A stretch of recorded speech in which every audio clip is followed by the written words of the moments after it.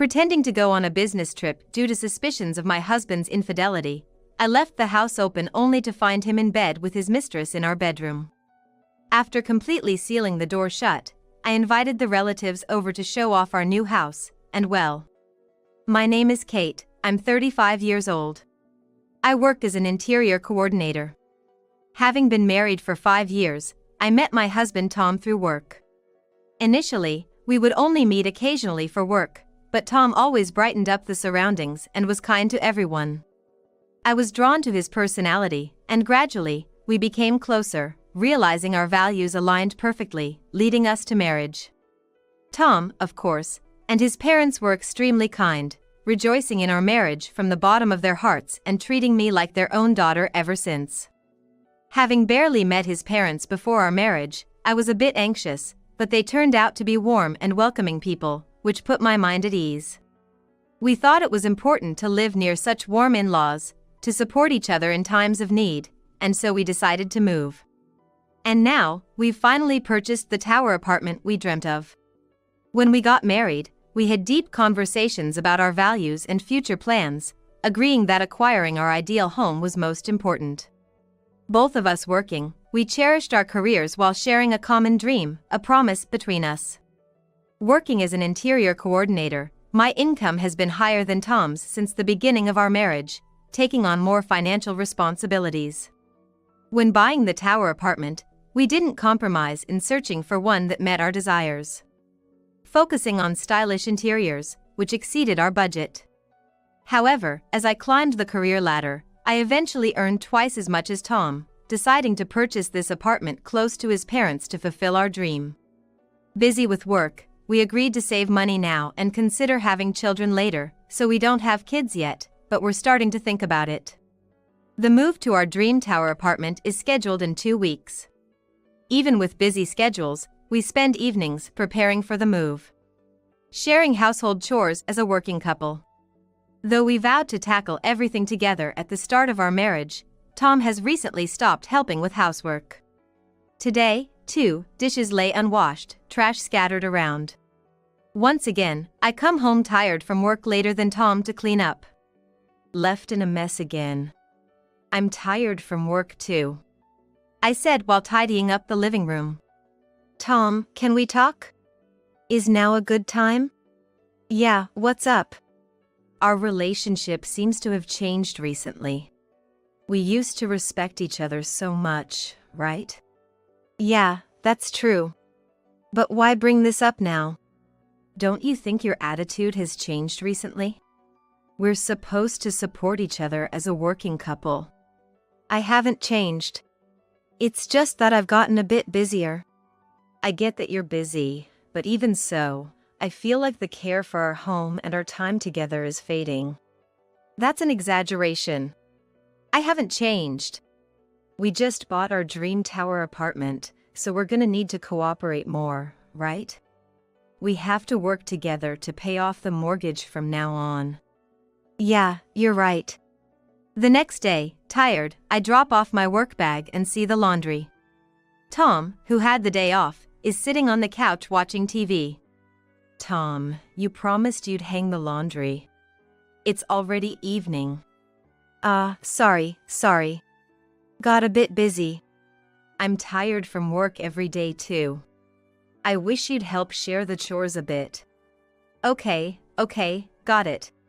I'll do it later. Time passes, and while I'm preparing dinner in the kitchen, I notice the laundry still hasn't been hung. Tom, the laundry's still not done. It's almost night, you know? Forgot about that. Got a bit tired. Can it wait till tomorrow? I understand being tired, but I'm the same. We need to help each other out. Yeah. But I really want to rest today. I'll do it tomorrow. We talked about sharing household chores since we're both working, remember? It's fine. You've been doing it, Kate. If you don't help, I'm busy with work too. All right. Let's end this conversation. That's how you always escape. Another usual morning. I sip my coffee, discussing today's schedule with Tom. I've got back-to-back meetings today. Looks like I'll be home late. What about you? Actually, I've quit my job. What? Why? All of a sudden? What's the reason? Just didn't feel like doing it anymore. But what about our finances? Our future plans? We'll figure something out. Kate's working too. We decided to support each other by both working. I know, but I was at my limit with the stress from work. I have stress too, but I'm trying to get through it without running away. And you should have talked to me before quitting your job. Well, I had already decided, and saying it wouldn't have changed my mind, right? I know. I'll look for another job. It's not as serious as Kate thinks. We'll figure it out. We can't just figure it out. We have a mortgage to pay. Find a job quickly, okay? All right. Lately, my husband's become more selfish. Can marriage really change someone so much after 5 years? Another late night. I'm waiting in the living room. The clock already points past midnight, but Tom is still not home. The sound of the door unlocking. You're finally back. I was worried. Where have you been this late? Sorry. Just out drinking with some friends. We're about to move. We need to get things ready. Haven't you been coming home late more often? It's just a breather. Don't pry so much. How's the job hunt? Any prospects? Stop nagging. I'm stressed too. I notice Tom's phone on the table. The screen lights up. Today was fun. A message pops up, adorned with a heart. And there's Tom, absorbed in his phone again. Seems like he's exchanging messages. With a woman. Messaging again at this hour. It's none of your business. Don't snoop through my private stuff. Enough. I'm going to sleep. Tom's nights out, his late returns, and his irritable reactions. Something's definitely off. And then, the day of the move came. In a flurry, we somehow managed to move. And so, we've moved into our long-awaited tower apartment. For this move, we also swapped out furniture for pieces that fit the room better, but my absolute favorite is this big queen-sized bed. I was particular about the sheets and duvet cover too. That day, I ended up falling asleep on the couch while tidying up things here and there. The next day, I was supposed to be on a business trip. I really can't miss this trip. Sorry, it's right after we moved. Oh. I'm gonna be job hunting all day today anyway, won't be back till late. Good luck with the job search. Well, I'm heading out now. Okay, take care. In reality, there was no business trip. I took a day off. And the purpose was to investigate Tom's actions. Pretending to go on a trip, I left the house and immediately started up the pet camera app from the cafe next door. I left 2 cameras disguised as part of the interior in the living room and bedroom. The installed cameras allowed me to watch what was happening at home through my phone. After a while, I heard a woman's voice, and Tom letting her into the living room. Incredible, the real thing is just as amazing as the show apartment. I really want to live here. Who's this woman? She works at the model house. She guided us when we visited the tower apartment. Let's kick him out and live here together, just the 2 of us. When will you do it? Soon enough. Just wait a bit. Okay. Such conversations were heard. So this is the real Tom. Just as I thought. Making a fool of me? Unforgivable. Meanwhile, the 2 seemed to have gone into the bedroom. Tom's affair partner, Susan, was the employee who guided us at the model house.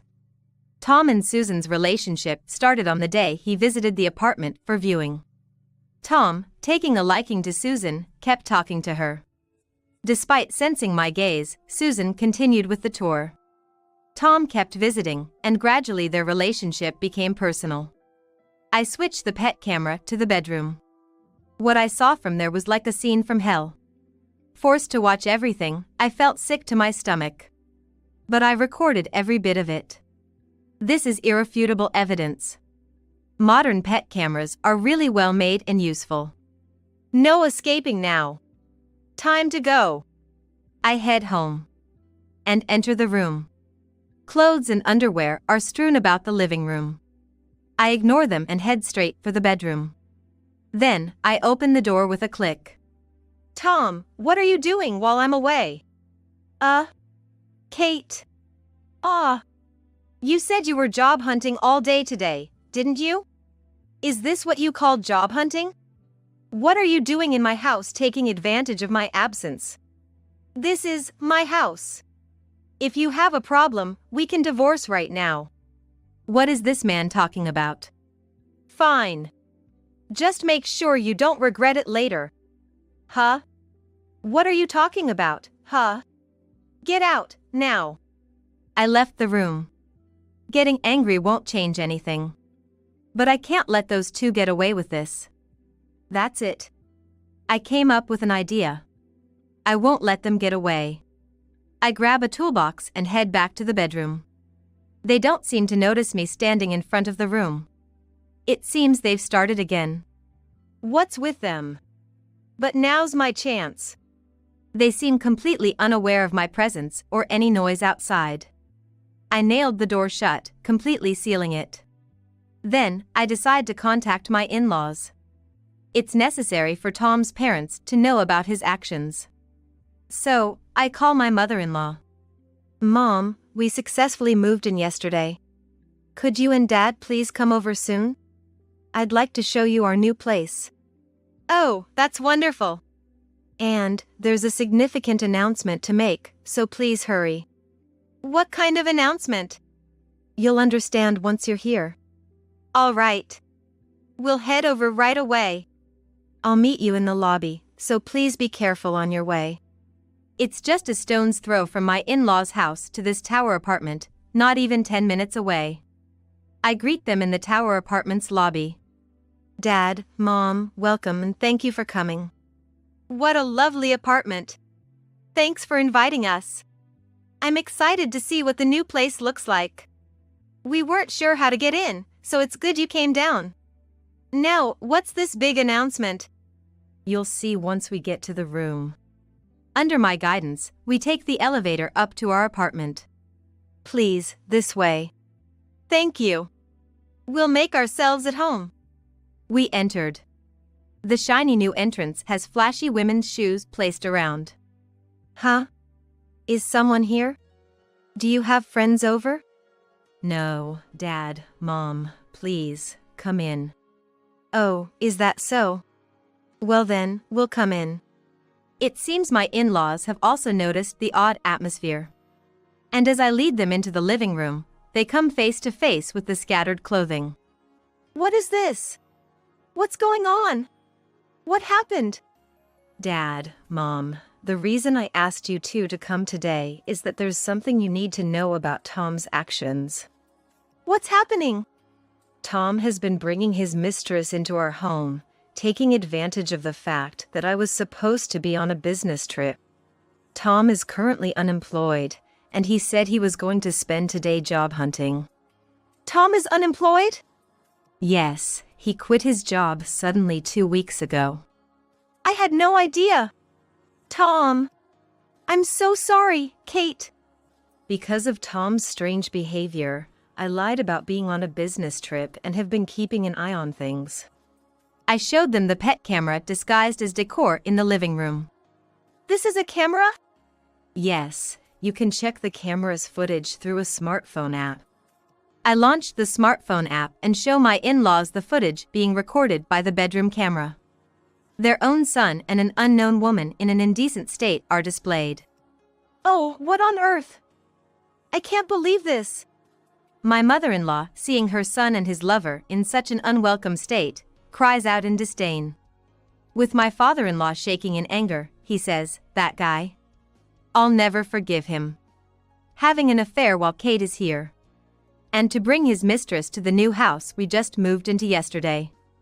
It's unthinkable for my father-in-law, who is usually calm and kind, to imagine his son having an affair." Now, seemingly on the verge of exploding, he asks, "Kate, is this footage live?" "Yes, right now, in the bedroom. Can you take us to the bedroom? Yes, of course. I lead my in-laws to the front of the bedroom door. Tom and Susan start panicking inside, possibly noticing because of my mother-in-law's shout. Tom, did you hear that? Is someone here? Eh? That can't be. Kate left. I'll go check. As Tom tries to open the room's door, he finds it won't budge. Huh? Why won't it open? Is it broken? He tries to open the door several times, but it doesn't open. I wonder why. If it comes to it, I'll just have to force it. Tom tried to force the door open, but it wouldn't budge at all. Why? Is it locked from the outside? Eh? What's going on? Why won't it open? Since I nailed it shut from the outside, it's no wonder the door won't open from the inside. Then, realizing something was amiss, Tom and Susan. We need to get dressed. The living room. Indeed, their underwear is strewn all over the living room. And there are no clothes or anything to change into in the bedroom. What do we do? That's when my father-in-law knocks on the door. Knock, knock. Tom, you're in there, aren't you? With your mistress? Dad. What are you doing? Well. I can't forgive you for doing something like this. They try to escape to the balcony and open the window, but this is the 30th floor of a tower apartment. There's no way down. And both of them are completely naked. In a panic, they wrap themselves in lace curtains and hide on the balcony. Oh dear! Their foolish attempt to hide is clearly visible through the pet camera. I can't believe I married someone like this. It's almost laughable at this point. Then, the moment of truth arrives. I remove the nails and unlock the door. Entering the bedroom with my in-laws. Tom and Susan are nowhere to be seen. Huh? Tom's not here? However, we know they're hiding on the balcony. We can just barely see Tom and Susan trying to hide, but I pretend not to notice and say, the balcony door's been left unlocked. How careless, and then I lock it. Really? If you don't lock the door properly, it's careless. With that, we all left the bedroom. Did they lock us out? What on earth? Open up! I'm sorry. Please open the door. The scene of Tom and Susan wrapped in just a lace curtain, screaming from the 30th floor balcony of the tower apartment. It would surely shock the neighbors. How ridiculous. You two can reflect out there for a while. After leaving them on the balcony for some time, I threw their clothes into the room and unlocked the balcony door. Naturally, my in-laws were furious. Or rather, they were beyond appalled. Thank goodness. Why would you do such a thing? Aren't you ashamed? There's no one else who has been as good to us as Kate. I'm so sorry for my stupid son's behavior. Mom, please don't apologize. This is an issue between Tom and me. As Susan hastily tries to change and leave, I tell her, you stay right here too. Then I play the recording of the conversation they had in the living room for everyone to hear. Truly, beyond redemption. Tom, you were planning to kick me out and live here with her, weren't you? Tom, now defiant, says, yeah, this house is mine, after all. All right, let's divorce then. And of course, I'll be seeking alimony from both of you, so be prepared for that. How he could misunderstand that this house would be his. And how an unemployed Tom would manage to pay is beyond me. I left the new apartment with a heavy sigh. There was sadness, of course, but more than that, I was resolved to do what needs to be done. I never imagined my life built up to this point would end in such a manner. However, it was time to look forward. To officially end my relationship with Tom, and for my own sake too. The next day, I immediately took action. First, I began by looking for a trustworthy lawyer. After researching on the internet, I found a law firm with a good reputation and quickly made an appointment for a consultation. On the day of the consultation, I visited the law office, nervous but explained everything calmly. Kate, thank you for coming today. What can I assist you with? The lawyer asked in a calm tone. I took a deep breath before starting. My husband brought his mistress into our house on a day he thought I was away on a business trip. But the trip was a lie. I was actually monitoring his suspicious behavior. And I recorded the entirety of their affair with a pet camera. I took out my smartphone and presented the recorded video and audio as evidence. The lawyer watched the footage intently. After listening to Tom and his mistress's conversation, he said quietly, "These are very strong pieces of evidence.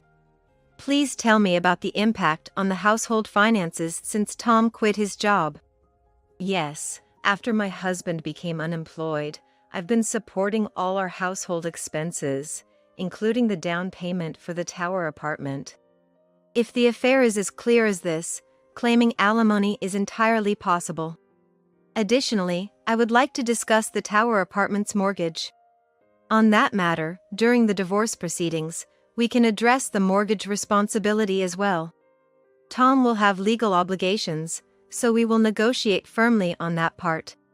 The time I spent with Tom, the love, and the dreams encapsulated in our new home, all turned into a place of betrayal in an instant.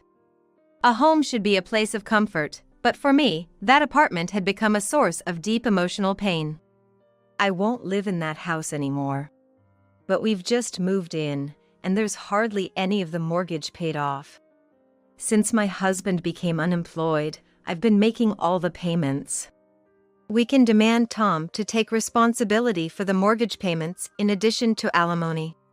However, whether an unemployed him has the capacity to pay now or in the foreseeable future. I understand. But I can't spend another day in that house. And given the situation he has caused, he must take responsibility for it.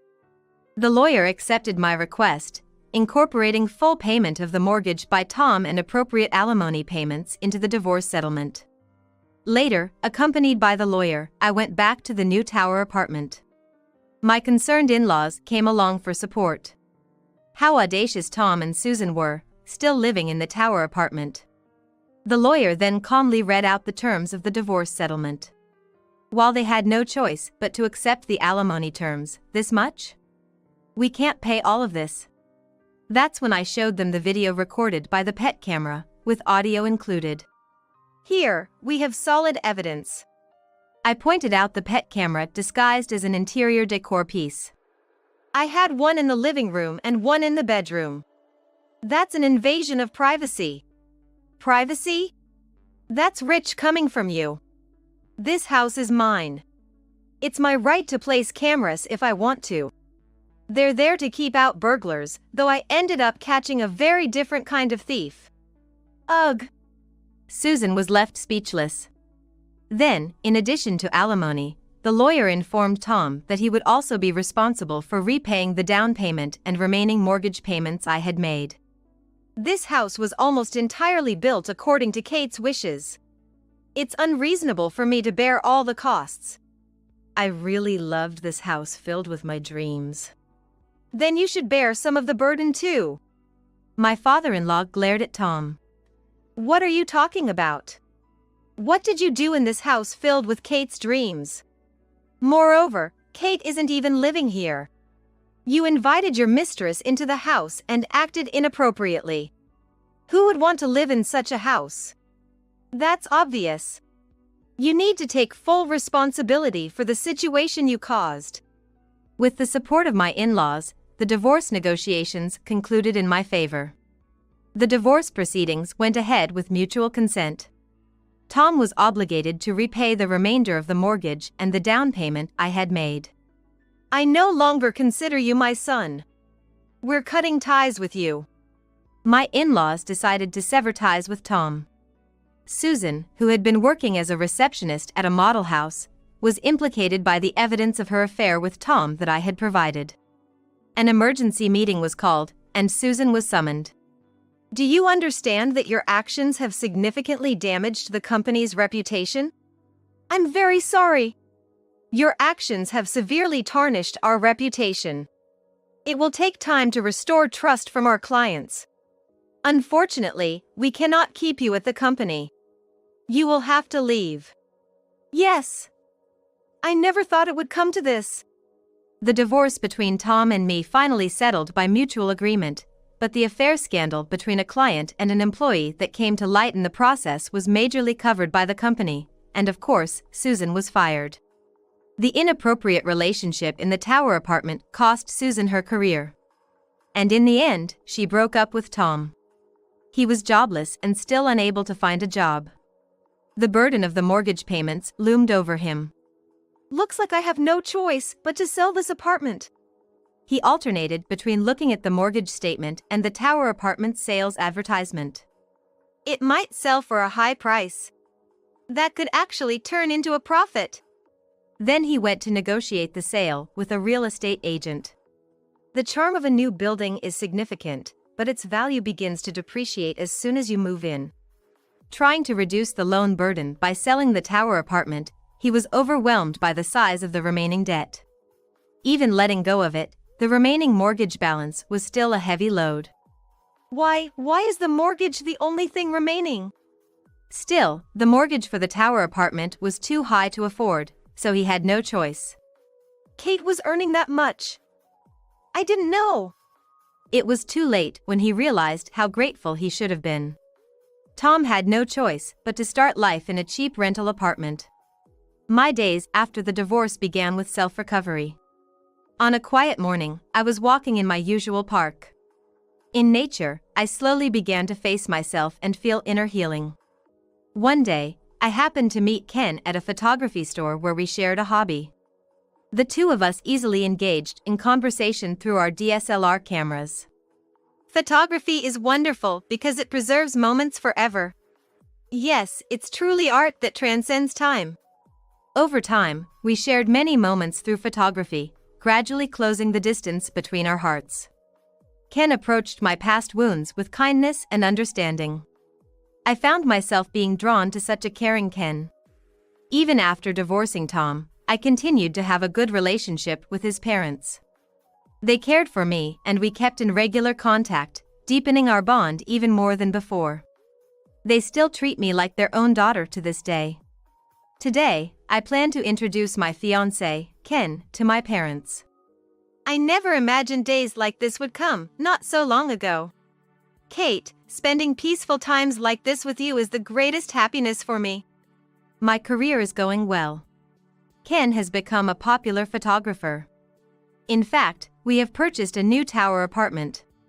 It ended up being even more expensive than the previous tower apartment, but it's a wonderful apartment that includes everything Ken and I wanted.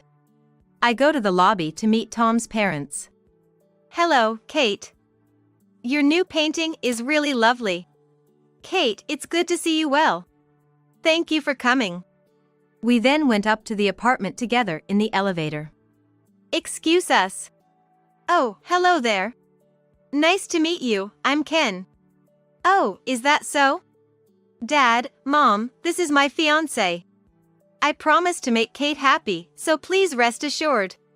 He seems like a kind and wonderful person. Kate, you're lucky. Please take care of her. We're like Kate's parents, so feel free to rely on us anytime. Kate, congratulations truly. I'm really happy for you. Be happy. Tom's parents felt responsible for the pain I suffered because of Tom, but seeing me find a wonderful partner and looking happy gave them peace of mind. Ken is very kind and always puts me first. And as a working couple, we share all the household chores. Ken, who enjoys cooking, prepares delicious meals every day.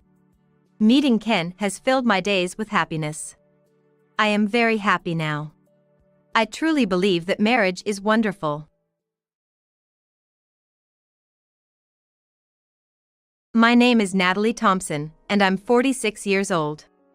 I'm a married working mom, 16 years into marriage. I live with my husband, our 15-year-old daughter Lisa, and my in-laws, making us a family of 5. We might seem like a happy family, but an event led to our dispersion. What is this? What are you trying to do? The trigger was a divorce paper that my husband Michael presented to me when he came home. Michael, who handed me the filled-out divorce form, dropped a bombshell. My mistress is pregnant. I want to marry her, so I want a divorce from you. Are you kidding? This is no joke. I met her about a year ago, and now she's pregnant with my child. She's just 21 and a part-time employee. It would be cruel to make her have the baby alone, wouldn't it? So, I'm gonna take responsibility and marry her. You just need to sign this divorce paper and submit it to the city hall. Just submit it to the city hall. You do realize you're married, right? I know, that's why I brought the divorce paper. It's not about that. I have no clue what you're trying to say. What about Lisa? Do you not care about her at all? I never said I don't care. But Lisa is already 15. She's not at an age where she'll miss having a dad around. Besides, she's been quite distant lately. Maybe it's her rebellious phase, but she avoids me and barely talks. Maybe it's better for her if I'm not around. I'll give you Lisa's custody. Are you serious? Yes, I'm serious. I'm planning to divorce you as soon as possible. I won't change my mind. My husband said this without any remorse. At that moment, I lost all affection for him and accepted the divorce. However, he then said something even more unbelievable. Then, even after we divorce, I'll need you to take care of my parents. What did you say? I mean, I'm entrusting the care of my parents to you. 5 years ago, when my father-in-law hurt his back, we started living with my in-laws. Initially, it was agreed that I would take care of them, but once we started living together, Michael hardly contributed to their care, leaving everything to me. Moreover, my in-laws said, "Our son is busy with work, so you should do it.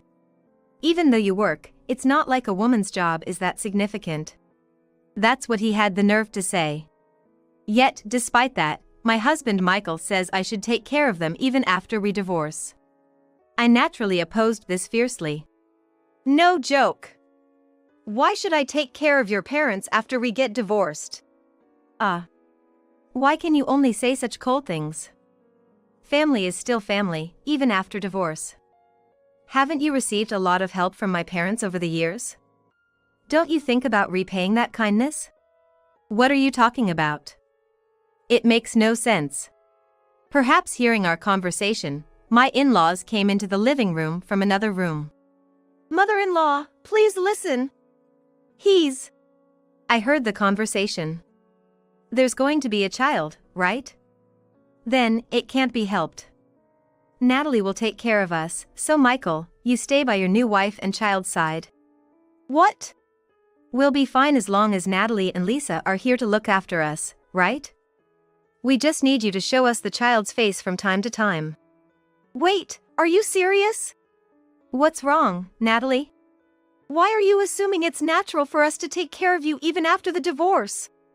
Well, aren't we family? Helping each other is what families do, right? Family? He's betraying our family, cheating with a younger woman, and you talk about family? My in-laws didn't seem to understand what I was saying at all. Ever since we got married, they've always sided with my husband. My opinion hardly mattered. That's when it happened. I'm home. Our daughter Lisa, who had been at a study session, returned home. Entering the living room, she seemed surprised by the odd atmosphere. What's going on? Did something happen? Well, your dad and I are going to get divorced. What? Your dad is going to marry a new woman. She's pregnant with his child. So he has to take responsibility. Wait, what are you saying? Are you serious? OWEL, like mother, like daughter. You have the exact same reaction as your mom. I'm sorry, but I don't love your mom anymore. It might be hard without me, but I hope you can forgive me. Forgive you? I don't understand. What's going to happen now? It's nothing complicated. You just need to stay here with your mom and take care of grandma and grandpa, just like before. Wait, you're getting a divorce, right? So why should mom and I take care of the two of you? I'm a man, and I have no clue about caregiving. It's better if you and mom handle it. Grandpa and grandma will be happier that way. Is that okay with you, mom? I am. Thank you so much for helping without expecting anything in return. We're relieved to have you and Lisa around. Michael needs to protect his new wife and child, so don't worry about us and just live happily. In front of our daughter, who was rightfully questioning, they spoke as if it was all settled. However, they didn't know that their world would turn upside down with my next statement. As I said before, I have no intention of taking care of you too. And I certainly won't make Lisa do it either. Why are you being so stubborn? Yes, Lisa is our granddaughter, right? What's wrong with a granddaughter taking care of her grandparents? Even if you're divorced, a granddaughter is still a granddaughter. And you, as her mother, have a duty to take care of us. Isn't it too cold to say that it's over just because of the divorce? Why should I take care of Michael's parents, who will be strangers to me after the divorce? That's because you seem to be under some misconception. If we're getting divorced, you two will naturally have to move out of this house. What? Why do we have to leave this house? This house was bought by our son, right? Natalie, you have no right to kick us out. Yes, I do. Because this house is mine, I bought it. What? Right, dear? That's, well. What do you mean? Isn't this the house you bought? You said you bought a big house for the family when you got promoted. That was all a lie. A lie. Do you in-laws even know how much he earns? Hey, you don't have to go that far. If I hadn't spoken up, we wouldn't be in this situation. We've come this far, it's better to tell everything. What are you talking about? What do you mean? Simply put, he earns less than I do. He doesn't make enough to afford such a large house. What? His company is a subcontractor for the company I work for. Didn't I tell you? We met through work. He came to sell something to my office, and I was drawn to his dedication. But I never imagined that, 16 years into our marriage, he'd come and tell me he wants a divorce because he got a younger woman pregnant. What? Is that story true? Well, that's. I'll add that since he moved in, he hasn't contributed to the household expenses at all. From utilities to groceries, I've been paying for everything, including your living expenses. That can't be. We were giving our son part of our pension as living expenses, weren't we? Weren't you getting that from your son? Didn't I tell you? I never received any money from him for living expenses. Then where did our pensions go? Who knows? Maybe he's been supporting his mistress with it? What? The nerve of him to ask me to keep looking after you two after the divorce, not because he's staying in the house he bought, but in the house I bought with my earnings. How can he say that with a straight face? After hearing my story, the three of them fell silent. After thinking for a bit, my father-in-law asked my husband, "Why did you lie about buying the house when it was Natalie who bought it? You told us you bought it for the family, that you were providing for us.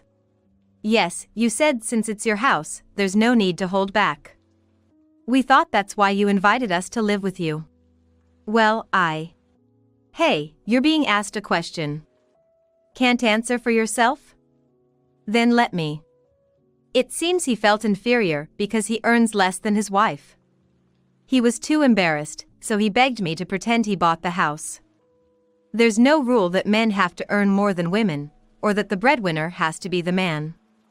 But I can somewhat understand his desire. So, as he wished, I kept it secret that I bought the house, and we've been pretending it's his. He must have forgotten about it since he asked me to take care of his parents in this house. And the unknowing in-laws believed their son's words. That's the situation. Even now, do you still expect me to take care of you? That's. I'll say it again, this is my house that I bought. I have the right to decide who lives here. I've been patient until now, but from today, this house is only for Lisa and me. So, the three of you, please pack your things and leave my house immediately. I was surprised myself at how fluently the words came out. I guess all my pent-up feelings had exploded. Then, the in-laws suddenly prostrated before me. They must have panicked realizing they were being kicked out. We had no idea it would come to this.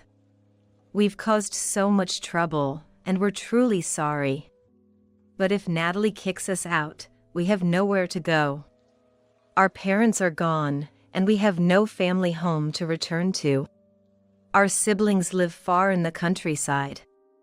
With my bad leg, I can't live in such a remote place. Please, let us stay here. I'm so sorry for not understanding Natalie's feelings and pushing everything onto her. I must have been the worst mother-in-law. But now that I know the situation, I'll change my heart and help Natalie. I'll do whatever you ask, just let us stay here. I don't want to be separated from Lisa. The two of them were sobbing and apologizing to me. How absurd. They weren't blaming my husband, the root cause of this mess, but still trying to rely on me. They just don't get it. Just as I was about to speak up, Lisa interjected. Grandpa, Grandma, you really don't get it, do you? After hearing everything, why are you still trying to get Mom to take care of you? Normally, you'd be blaming Dad for causing this, right? A child shouldn't be speaking like that. Go to your room. Why should I? You were planning to make me help with taking care of you, right? Then I'm involved. Saying that it's a grandchild's job to look after grandparents, but now telling me to keep out because I'm just a child? Can you stop flipping between treating me as an adult or a child based on what suits you? How cheeky. If you have nowhere to go, why not go to Dad's place? After the divorce, he's going to live with his mistress, right? If you have nowhere to go, you should go there. You both said it, right? It's the job of grandchildren and daughters-in-law to take care of you. Mom won't be a daughter-in-law anymore, so why not rely on the new one? I'm still a grandchild even if my parents are divorced, but there's going to be a new grandchild on that side, so no problem, right? Lisa's rebuttal left them speechless. The in-laws looked at each other in surprise. However, my husband, thinking he'd have to take in his parents, was furious at Lisa's words. What are you talking about? How did this conversation even get here? I need to protect my new wife and child. I don't have time to care for Mom and Dad too. But you told me not to say cold things. A son connected by blood saying such things? That's not what I mean. It's just impossible right now. If it'll be okay later, then living together now doesn't make a difference. Exactly. Plus, if a baby is coming, it's better to have more people around. It could be a win-win situation. Then, after hearing our conversation, the in-laws seemed to change their minds, suddenly saying, actually, that might be a better idea. What? Are you seriously considering coming? It's unrealistic to rely on Natalie forever. If there's a new wife, it would be better to depend on her. And thinking about it, Natalie's right. If a child is coming, more hands are needed. Especially since you'll be working hard for your family, right? Then it's better if she and we take care of the child. We have to help out. Hey, wait a minute, both of you. The three of them, leaving us behind, had a mini-family argument. In the end, it seemed my husband gave in and decided to take his parents to his mistress's house. The in-laws, having secured a new place to rely on, happily packed their bags and left with my deeply sighing husband. However, unbelievably, within 3 hours, the trio returned. What's the meaning of this? Returning home less than 3 hours after you left? Well, actually. My husband, with a pale face, responded to my inquiry. She kicked us out. What? That's right, she kicked us out. After leaving our house, he took his parents to his mistress's place. I heard about your situation from your son. You've been through a lot. But don't worry anymore. We're here to help. Wait, what do you mean? Sorry for showing up unannounced. It's a long story, but for now, can we come in? I can't let you in, can I? What? Why should I let you in? But we're going to get married. Married? I've been pretending not to know, but you're pregnant with my child, aren't you? That's why I handed the divorce papers to my wife and left the house. What have you been saying? I saw it, the used pregnancy test, in your bathroom. I checked online, and if both lines are there, it means you're pregnant. You must have left it there to tell me later, right? I'm sorry for looking without permission. But if you leave something like that out in the open, I'll notice it. You've been turning down meals recently because you weren't feeling well, right? That's what's going on, isn't it? You don't have to hide anything anymore. I want you to feel safe to have my child now that will be here for you. Then she said to him, Are you an idiot? Yes, I'm pregnant, but this child isn't yours. It's not my child. What are you saying? Then whose child is it? It's my boyfriend's, obviously. Boyfriend. But that's not me. Do you really think you're my boyfriend? Did you honestly believe that all this time? But we've been involved for a year since we met. Of course not. Where did we meet, remember? That's right, we met through a sugar daddy app, but that was just at the beginning. You gave me your home address, and we went out together many times. We were in a relationship. That's ridiculous. I never promised to marry you, and we were never officially together. You've misunderstood everything and brought your parents here. What were you thinking? What? Yes, the woman he thought he was dating was someone he met on a sugar daddy app. A misunderstanding? I handed my wife the divorce papers and left my 15-year-old daughter to come here. What am I supposed to do now that you're saying this? That's not my problem, is it? You're the one who misunderstood. What are you talking about? That's creepy. Creepy? Michael, what is going on? Sugar daddy, what's that? Well, that's... Oh, let me explain in a way that even your parents can understand. I was just being paid to hang out with him. We're not lovers or anything, so could you please leave? What? Such a thing. Don't mess with me. I bought you everything you wanted, and I gave you so much money, only for you to repay me like this. Repay you like this? You signed up for the sugar daddy app yourself, right? After all that money you spent, how can you even say such a thing? Isn't that strange? I don't want to be called weird by someone who's doing sugar dating while having a boyfriend. I don't care if you think I'm weird. I was doing sugar dating to save up for my wedding with my boyfriend. I was planning to stop soon anyway. Our relationship was about to end, so this is actually perfect timing. Perfect timing. Did you really think a 50-year-old married man with children could seriously get involved with a 21-year-old woman? I thought you were using a sugar daddy app because you understood your place. I never imagined you would leave your family thinking we were in a relationship. It's just pitiful. My condolences. Make sure not to make such creepy misunderstandings next time. Well, if there is a next time. She seemed to mock him with those words. He got furious at her words. Enough with making a fool out of me. Just as he was about to lash out at her. What? Who are you? A strong-looking young man appeared from the back of the room and grabbed his hand. This man was her real boyfriend. Immediately she exclaimed. This man is my stalker. He's mistaken that I'm pregnant with his child and even brought his parents here. When I denied it, he suddenly tried to hit me. Please help me. Old man, don't you dare mess with my wife. You've got some nerve trying to hit her. It's not like that. Listen, don't you ever show your face around us again. If I see you one more time, you won't get off so easily. Geez. Michael, maybe it's best we go home. Yeah, let's go back. Damn it. And so, the three of them were chased away by the couple and returned to our house.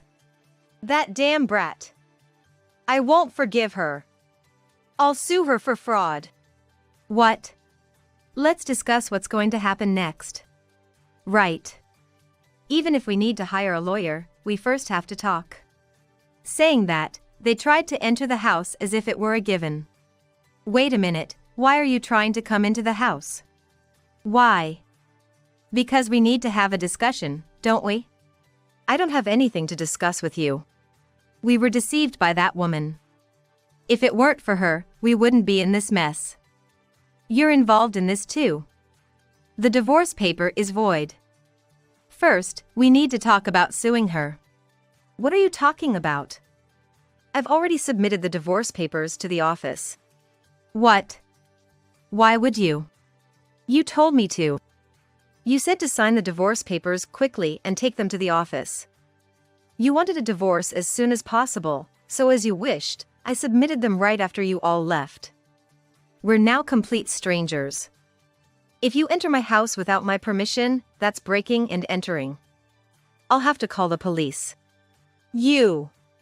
What are you doing? I don't accept this. We need to talk. My ex-husband tried to forcefully enter the house. The in-laws, tired of being dragged around, said, "Just let us in, we're too tired to walk any further. Let's talk inside. We can think about what to do next after that." As they were trying to come in. Then, hello? Police? There are people trying to force their way into my house. They're all strangers to me. Please come quickly. My daughter, likely having heard our conversation from inside, was speaking on her smartphone while heading to the entrance. What? The police? You heard it, right? We're strangers now. If strangers try to enter someone's house, of course, you call the police. Even a child knows that. But calling the police, isn't that an overreaction? Do you want us to get arrested? Why not? We're strangers after all. All you talk about is strangers. Don't you have anything else to say? It's your fault that it's come to this. Excuse me? It's because you were too busy with parenting and caregiving and didn't pay attention to me. That's why I ended up using that sugar daddy app. Hey, don't blame me, okay? This is all your fault. Whether it's parenting or caregiving, you've always treated it as someone else's problem. Despite it all being related to you, you pushed everything onto me. You've always acted like you were still single. That's why we're in this situation. All right, I apologize. Let's start over. You, me, Lisa, and your parents, the 5 of us, working together, can start afresh. It's all too late now. No matter what you say, I have no intention of starting over with you. Besides, is this really the time to be having this conversation? What? Aren't the police, Lisa, going to arrive soon? Once the police get here, the neighbors will likely come to see what's happening. Are you okay with becoming the talk of the neighborhood after being rejected by the woman you thought was your mistress and then crawling back here? With that, the 3 of them started to fidget and hurriedly left. Really? Mom, are you okay? I'm fine. But calling the police, wasn't that a bit much? I'll have to apologize when the officers arrive. Don't worry, the police aren't coming. What? I just pretended to call the police. I figured they would run off if I did that. Lisa. I mean, this is our home, right? We don't want them to come back again. I hugged my daughter tightly as she said this with a smile. Months have passed since then, and they never appeared before us again. Afterward, I wondered where they went without a place to stay.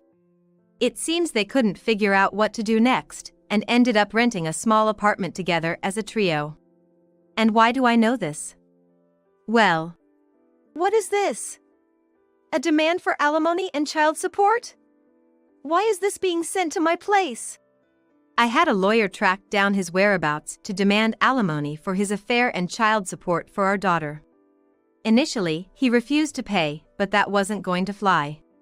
He would have to take responsibility for his actions and pay up. According to what I heard, life wasn't as easy for the 3 of them as they had thought. Hey, Mom! Didn't I tell you to do the laundry and clean up before I got back?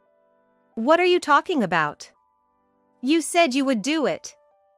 I was busy taking care of Dad, How could I possibly do that?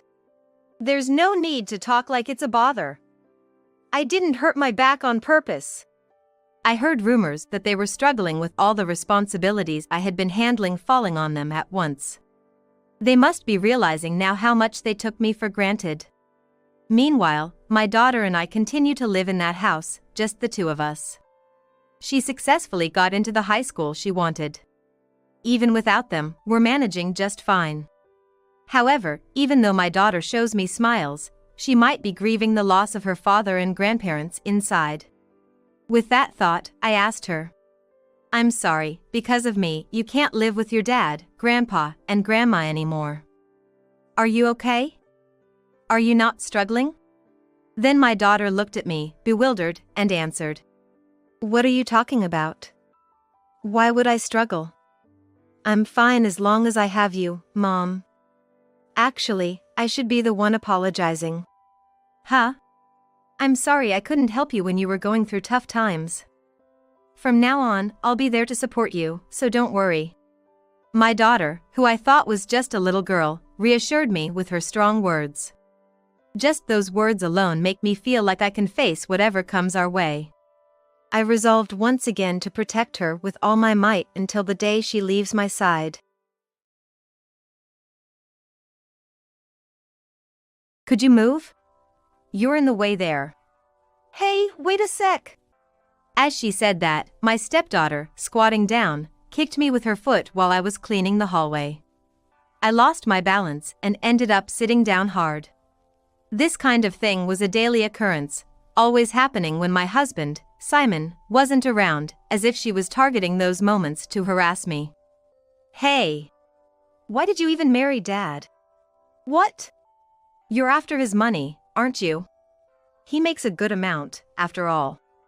"That's not true at all." It really wasn't. I didn't even know what Simon did for a living or how much he earned until right before we got married. "Well, whatever. You'll be leaving here soon anyway." "What are you thinking?" "If you want to know, how about you beg me?" "That's not happening." "Are you sure?" "It'll be worse for you if Dad finds out." I couldn't cause trouble for Simon. I had left my pride behind when I divorced my previous husband. "Tell me, please." "You actually did it." "That's seriously messed up." "It was a lie." "Of course it was. Are you dumb? I didn't say you could stop, though." Then, she tried to hold me down. "Old ladies like you should just crawl around." I heard the door open, and Simon came back home. No way. He's back? "It'll be much worse for you if you tell Dad." I couldn't say such a thing. "What's going on here?" "Just noticed some trash on the floor." "You're home early today, aren't you?" "Yeah, I am. Actually, I've got another business trip coming up. It'll be for a week." "When does it start?" "It's still a bit away." I felt a chilling gaze from behind and got goosebumps. Though there was still some time before Simon's business trip, I ended up breaking my leg at the worst possible timing. Somehow, I managed to be discharged from the hospital, but that's when the real hell began. And Simon left for his business trip. Michelle had been eagerly waiting for this moment. "I'm going on a trip, so give me some money." "What? There's no way." "Don't lie to me. I know about it." Saying that, she started rummaging through the third drawer of the dresser. "See? I knew it. I'll be taking this as my travel funds, then." What Michelle had found was the $20,000 I had saved up for emergencies. "Wait." Though I had been discharged, I still needed crutches to walk. As I tried to stand and chase after Michelle, she grabbed my crutches and broke them in half against the wall. "How could you do this?" "I don't need fakes like you. Just try not to die." And so, I was left alone in the second floor room. Michelle went on her trip, leaving me all alone. There was no longer any need to hold back. A devil whispered inside me. Seek revenge. 7 days later, Michelle came home and, sensing something was off, rushed upstairs in a panic. And so began my revenge. I'm Sally, and I'll be turning 45 this year.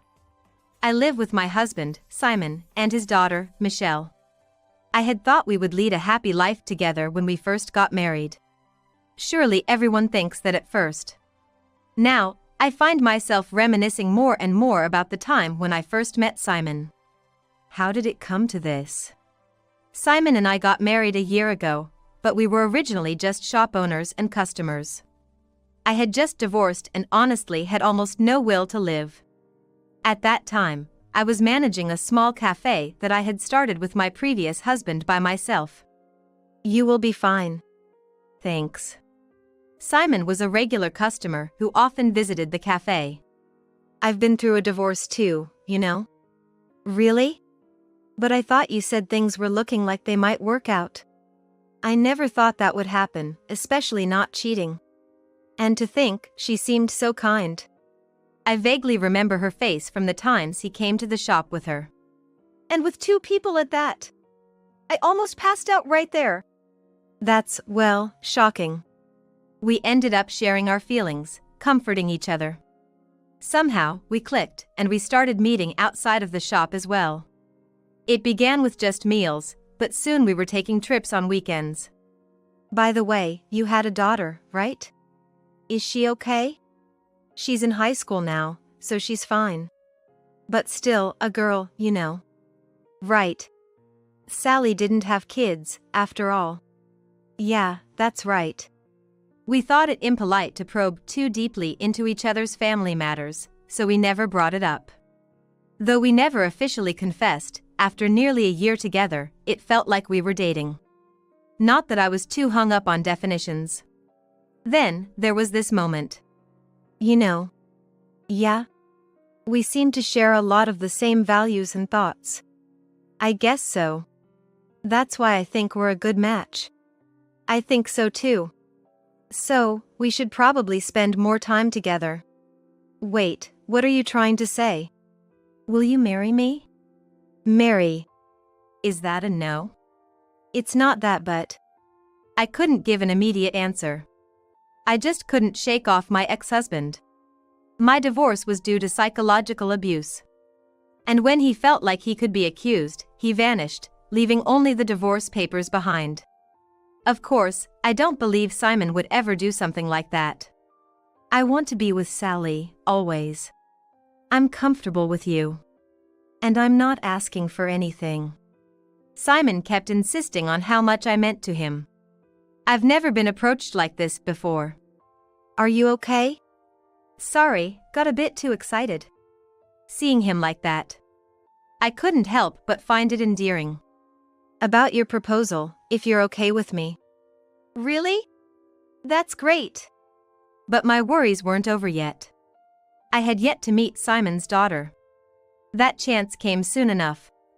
Let me introduce you. This is my daughter, Michelle. Nice to meet you. Nice to meet you too. I'm Sally. So, Dad's decided to marry Sally. That's right. Congratulations. Thanks. Looks like we'll have to move then. The engagement went over smoothly. Then came the moving preparations. I've never asked before, but what does Simon do? Now that you mention it, I haven't told you. He works as an interpreter. An interpreter. I would have never guessed. Right? Simon is fluent in 5 languages. But, he might have to travel for work, which could be inconvenient. That's okay.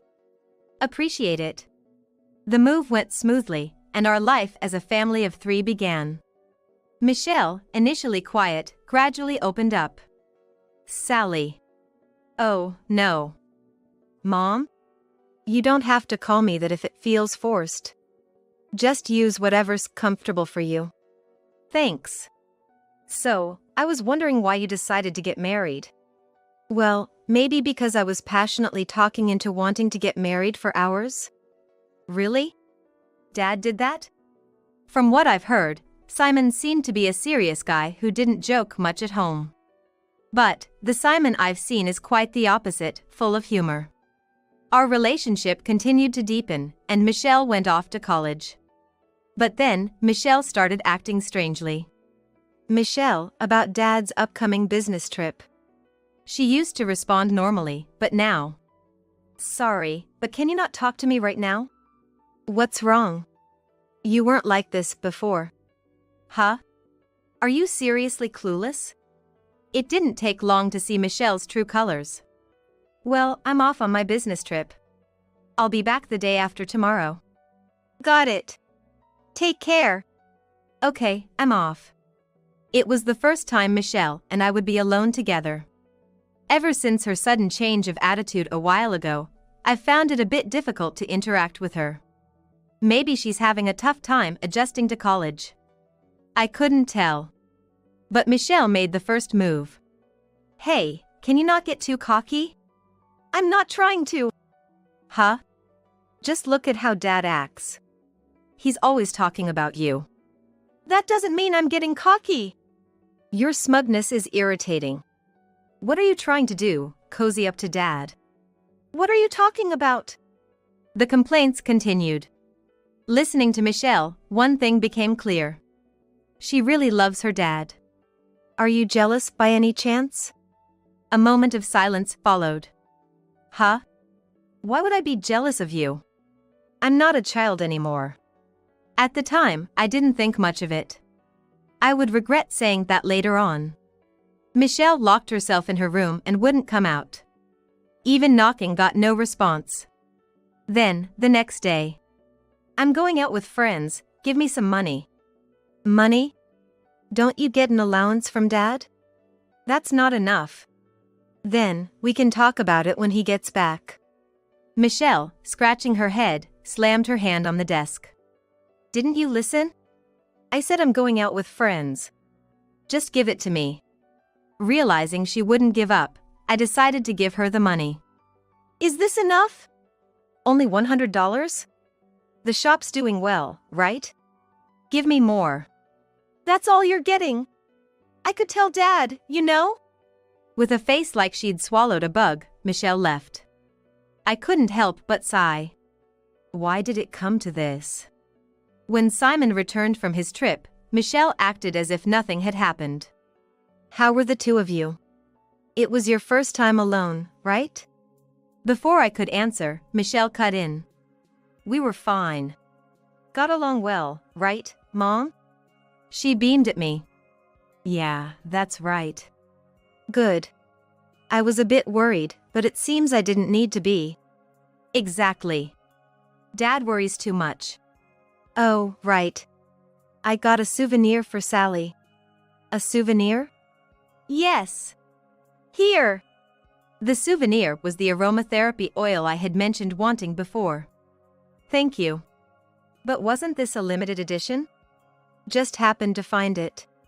I felt Michelle's glaring eyes on me then. Maybe her insides were boiling. Isn't there something for Michelle? Right. Almost forgot. Here, Michelle, this is for you. It was obviously a much larger bag than mine. She lit up with excitement.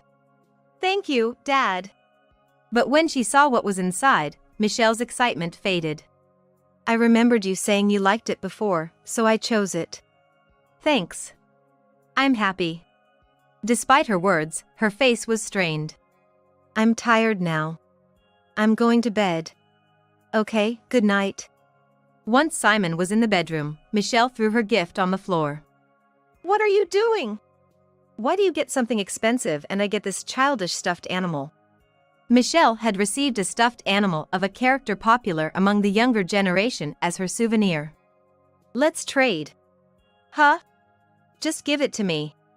Stop it. Michelle tried to forcibly take the bottle of aromatherapy oil from me. Dad will wake up, you know? Then give it to me quickly. After a struggle, I couldn't match the strength of a teenager. The bottle slipped from my hand and shattered on the floor. It's your fault for not giving it to me sooner. Blaming me entirely, Michelle returned to her room. I gathered the pieces of the broken bottle. Luckily, a little bit of oil was left, which I carefully put back into the box. The smell of lavender spread throughout the living room. This wasn't how I wanted to experience it. I kept scrubbing the floor over and over. The next morning, Simon noticed the smell too. Did you use it already? Yeah, but maybe I used a bit too much. No, it's fine. I love this scent anyway. Then Michelle came into the living room. Good morning, Michelle. Smells good, doesn't it? Yeah. Got classes today? Yeah, I do. Are they fun? Kind of. She looked grumpy when she woke up, but her mood improved as she talked with Simon. Before we knew it, it was time to head to the shop. I'll be leaving soon. All right. Is it that time already? Then I'll come with you. Just give me a minute. Because our conversation was interrupted, Michelle started to get irritated. Her irritation was clearly directed at me, even without seeing her face. Sorry for the wait. Shall we go then? Yeah. Don't be late, Michelle. Once we arrived at the shop, we immediately started preparing. Thankfully, we had a full house of customers again today. All thanks to Simon's various pieces of advice and even financial support, despite my objections. He insisted it was for my sake too. While closing the shop at 7 p.m., an unexpected person showed up. Long time no see, Sally. I turned around at the familiar voice. Why are you here? Why? This place is mine too, isn't it? It's mine now. Leave. I've changed. So, let's start over. I've remarried. I can't be with you. Even if I wasn't married, I wouldn't want to be with you. Realizing this could go badly, I tried to push past my ex-husband to get outside. But he grabbed my arm and pulled me back. I can't forget you. He started to lick my neck, giving me goosebumps all over. Then, I heard the sound of a camera shutter from somewhere. I couldn't see who it was, but they ran off immediately after. With that distraction, I managed to push him away and escape. Don't ever come here again. I'll call the cops. All right, he said as he left. My heart was still racing. I never thought he would show up here. I quickly closed the shop and went home. I'm home. No reply.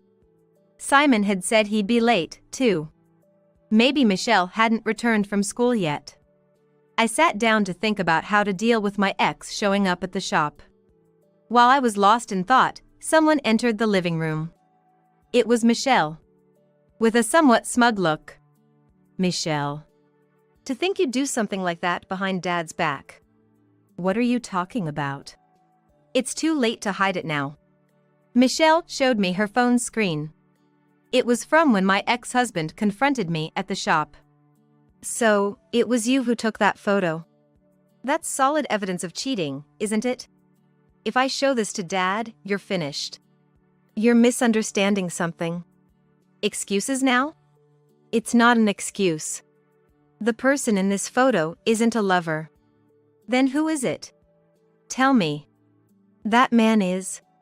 Your voices were loud enough to hear outside. What's going on? Just then, Simon came back home. Listen to this. This tramp was cheating at the shop. Cheating? Look at this. She showed Simon the photo. See, just like I said. This is. Simon was taken aback, as Michelle struggled to suppress her laughter. But then. Did everything turn out okay? Yes. Nothing else happened? No. He ran off when I said I'd call the cops. I see.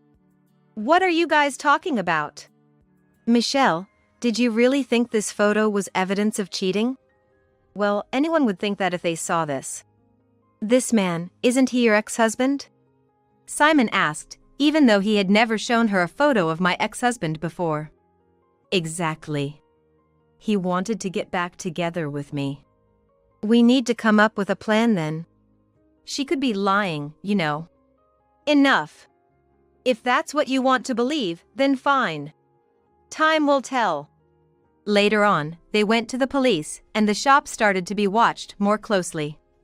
Michelle's photo proved to be useful. It was also discovered that my ex-husband was already wanted for fraud. Since this incident, Michelle became much quieter and started to treat me kindly. Like when Simon and I first got married. Mom, I have a favor to ask. A favor? My friend's birthday is coming up, and I was wondering if we could use the shop to celebrate. That's fine by me. Thanks. She had never relied on me this much before. So, I ended up trusting her words, forgetting all about the past. But that trust would lead me into an even deeper darkness. Michelle kept being kind to me, asking about the shop and my relationship with Simon, things she would never normally inquire about. This continued daily, eventually causing me to become suspicious. And then, the day came. I'll come by after the shop closes. Got it. Is something happening today? Remember, Michelle wanted to celebrate her friend's birthday here. Oh yeah, she did mention that. But keep it moderate. I will. I waited for Michelle and her friends after closing the shop. 5 people arrived, including Michelle. But all the others were men. For the time being, I prepared the alcohol we bought and the party started. Come on, Mom, have a drink with us.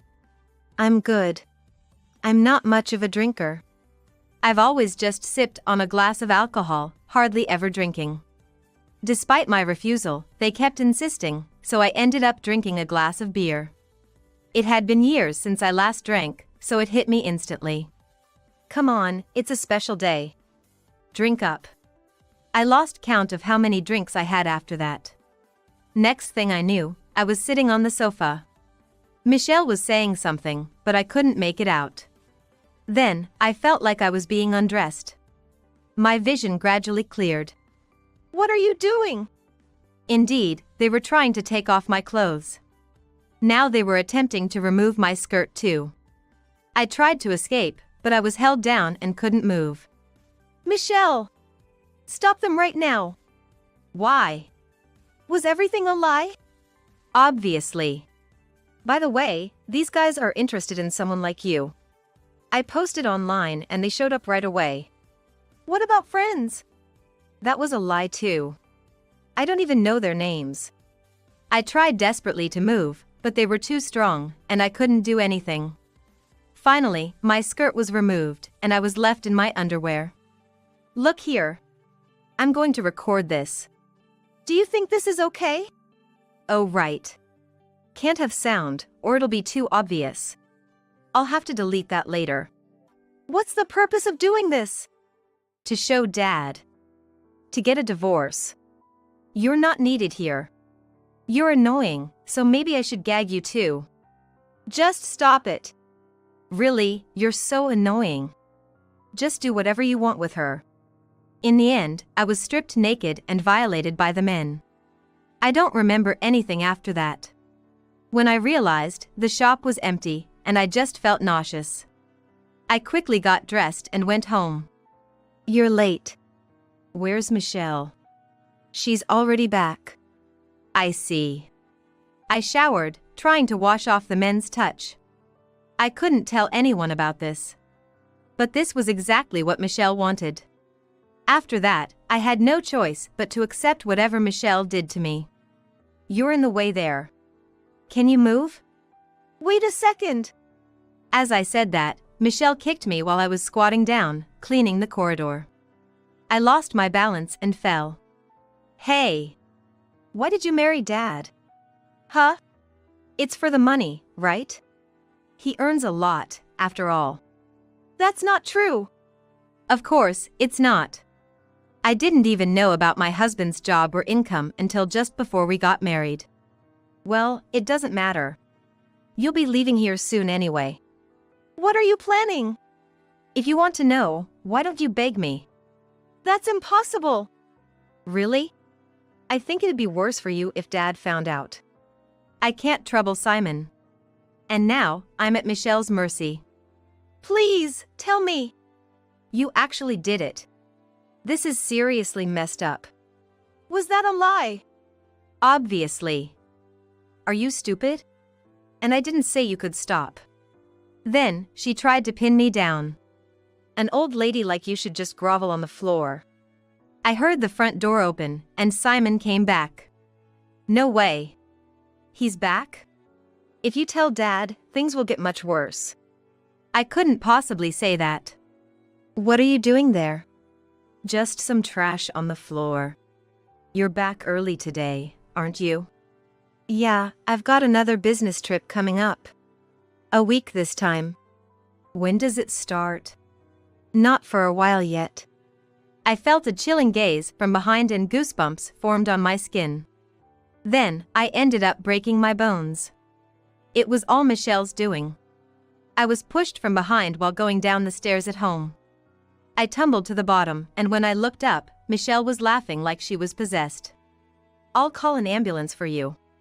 But say you fell yourself, okay? After being taken to the hospital, I needed surgery. My left leg was fixed with bolts, and my right ankle was broken, leaving me unable to walk. Are you okay? Don't push yourself. Thank you.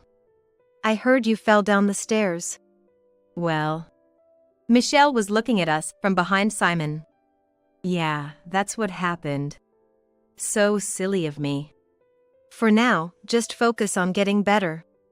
Michelle occasionally came to visit me under the guise of checking in, but it wasn't out of concern, she just came to laugh at me. How are you feeling? Average, I guess. Just take it easy. Though, I guess you can't do much since you can't walk. I had recovered enough to walk with crutches. But even after being discharged, I couldn't feel at ease. Before I knew it, the day Simon had to leave for a business trip arrived. I'm sorry to leave you like this, especially now. It's work, so it can't be helped. Michelle, you take good care of her, okay? Yeah, leave it to me. Simon left for his trip. Michelle had been eagerly waiting for this moment. As soon as Simon left, she came to me. I'm going on a trip, so give me some money. What? There's no way. Don't lie. I know you have it. She then started rummaging through the third drawer of the dresser. See? I knew it. I'll be taking this as my travel fund. What Michelle had found was the $20,000 I had saved for emergencies. Wait. How did you know about that? I'm not going to tell you. Did you sneak in here? Maybe. Her expression made it clear it was true. She hadn't taken it before, perhaps wanting to see the despair on my face as she took it right in front of me. I tried to stand up and chase after Michelle. Just die already. She grabbed my crutches, smashing them against the wall until they broke in half. How could you do this? People like you, a fake mother, are not needed. Just try not to die, okay? And so, I was left alone in the upstairs room. Michelle went on her trip, leaving me by myself. It was clear now, I didn't need to endure any longer. A voice within me whispered, "Seek revenge." It was difficult without crutches, but not impossible to stand. I thought of contacting Simon, but my smartphone had been taken by Michelle, leaving me no way to reach out. But I couldn't just give up. Somehow, I made it down to the first floor, used an umbrella as a makeshift cane, and went to the neighbors for help. I borrowed their phone and called Simon. What? Are you serious? It might be hard to believe. I'm coming home right away. Just hang in there a little longer. Simon returned as soon as he could. What happened? I recounted everything Michelle had done to me since we got married, as far as I could remember. Finally, I mustered the courage to tell him about the incident at the shop. Simon was trembling either from anger or shock. I can't forgive this, not even if she's my daughter. Will you help me? Huh? If your anger is real, I need your help to get back at her. Okay. What do you need me to do? Well, about that. We prepared and waited for Michelle's return. 7 days later, an oblivious Michelle came home cheerfully. I'm home. No one's answering? I wonder how she's doing. Maybe she really died. Then, as she tried to go upstairs, she noticed something was off. What? The smell, it's like something's rotting. Michelle opened the bedroom door. And then she let out a scream that echoed throughout the house. Simon quietly approached the bedroom. Peeking in, he saw something resembling a person lying on the bed. What should we do? Should we dispose of it somewhere? But it might be found immediately. Hearing that, Simon burst into the room. What are you doing? Dad? Why are you here? I thought you were on a business trip. I got a call saying Michelle was up to no good. But... Michelle turned her eyes to the bed. She must have thought I was actually dead. I'm right here. Why are you alive? Then, what's this? Oh, that? Simon and I prepared it. But I never thought you'd try to dispose of it. How rotten can you get? We had found a love doll that looked like a person while searching for something convincing. It was expensive, but we couldn't worry about the cost. So, you haven't learned independence at your age, huh? Then I'll dismantle that. Go ahead. Michelle pulled out her smartphone and showed Simon the video in question. However, Simon showed no reaction. What's this supposed to mean? Come on, this is clearly over the line, isn't it? This proves how dangerous she is. That's why you should divorce her. The only dangerous person here is you. I know everything. How? Did she tell you herself? Yes, and you know what? The shop is fully equipped with security cameras. Everything was recorded. Even the things you ordered. No way. At this point, Michelle had no way out. Just so you know, what you did is a crime. And so is what those men did. You've done something foolish. I wish I could punish you with my own hands. Seeing Simon's face, Michelle seemed to lose all strength and just sat down. The police have already been informed. You might even get arrested. Give up. You're no daughter or anything to me anymore. You've gone too far. Soon after, the police were notified. A patrol car came to take her in for questioning. She looked as if her soul had left her body. Are you okay? I'm fine. But Simon, I'm ready for whatever comes. The police said that the men who attacked me were also arrested. They all claimed they were instigated by a woman. The exchanges on Michelle's smartphone were the conclusive evidence. Later, Michelle was charged as an instigator. This was the right thing, wasn't it? Of course. Sally, you did nothing wrong. Yeah. Simon hugged me gently. There was no comfort like it. Later, we decided to visit Michelle. She looked emaciated, almost like a different person. Dad. You came. I came to see if you've really learned your lesson. Of course, I have. I doubt that. Why are you even here? It's all your fault, isn't it? Simon sighed deeply. Just like Sally said, you haven't learned a thing. No, that's not true. I really have. Believe me. You're an adult now. You'll have to live with your actions and their consequences. Goodbye. Simon left first. Now you see. If only you hadn't done what you did. Or maybe if you'd been more independent, this wouldn't have happened. What are you talking about? You've been abandoned. So good luck. Wait. Come back here. When was the last time I felt this relieved? But the scars I've received will last a lifetime. Still, Simon is by my side. And that's all I need. My kind and gentle father-in-law passed away after a long illness. His funeral, attended not only by family members but also by many of his business associates due to his wide circle of acquaintances, turned out to be a grand affair. I too wish to be sent off by my family and many friends like this at my end. I'll pick out some background music, so I'm counting on you. My husband told me without changing his usual attitude, as if it were the most natural thing in the world. To me, it was outrageous coming from him. Ask your real family for that. We're just a family for show, after all. There's no obligation to go that far, right? I declared, claiming to know all his secrets and confronting him with just a bit of evidence.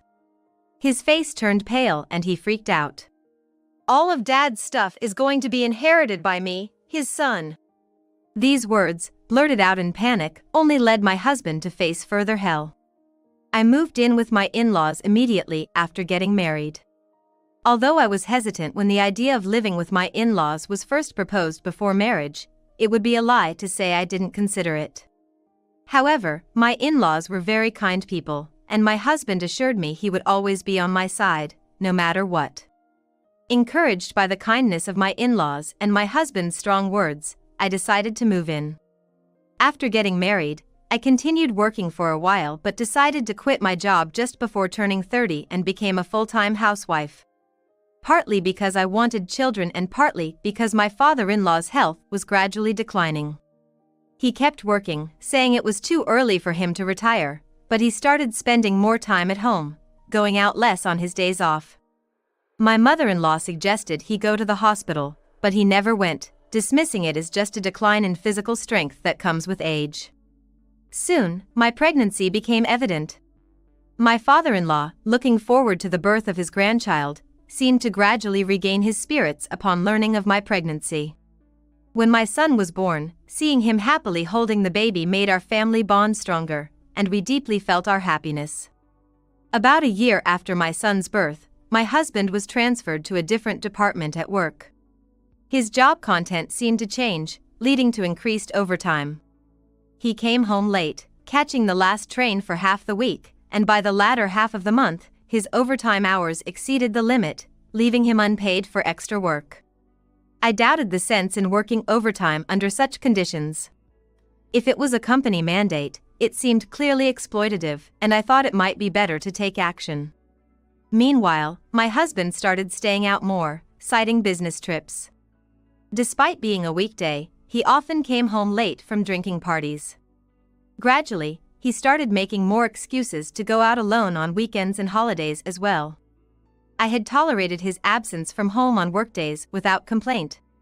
Understanding from my own work experience that unpaid overtime was sometimes necessary to finish work. I understood that such things inevitably happen when you're working. However, I couldn't understand why he would be so busy as to give up his holidays as well. Recently, having seen news stories about overwork deaths, I couldn't help worrying about his health. My husband, perhaps annoyed by my interference, began to be vague about his reasons for going out. Hey, who exactly calls a family man out on his day off? Someone from work? They know you have a young child, right? We had received birth gifts from his colleagues and his direct boss. So I found it hard to believe that they would overwork him. There was a time when such practices were tolerated, but nowadays, companies that encourage leaving on time and discourage working on holidays are becoming more common. I wanted to speak out against any company or boss that would deliberately do the opposite. Don't meddle in a man's work. I don't want to meddle in your work. But is it too much to ask for you to act a bit more like a father? I'm earning money as a father, aren't I? What more do you want? And so, our conversations always ended in arguments. My mother-in-law also warned that if things continued this way, my husband would become a stranger rather than a father to our child, but her attempts to stop his outings were utterly ineffective. First of all, the reason I can never relax is because you're completely failing as a wife.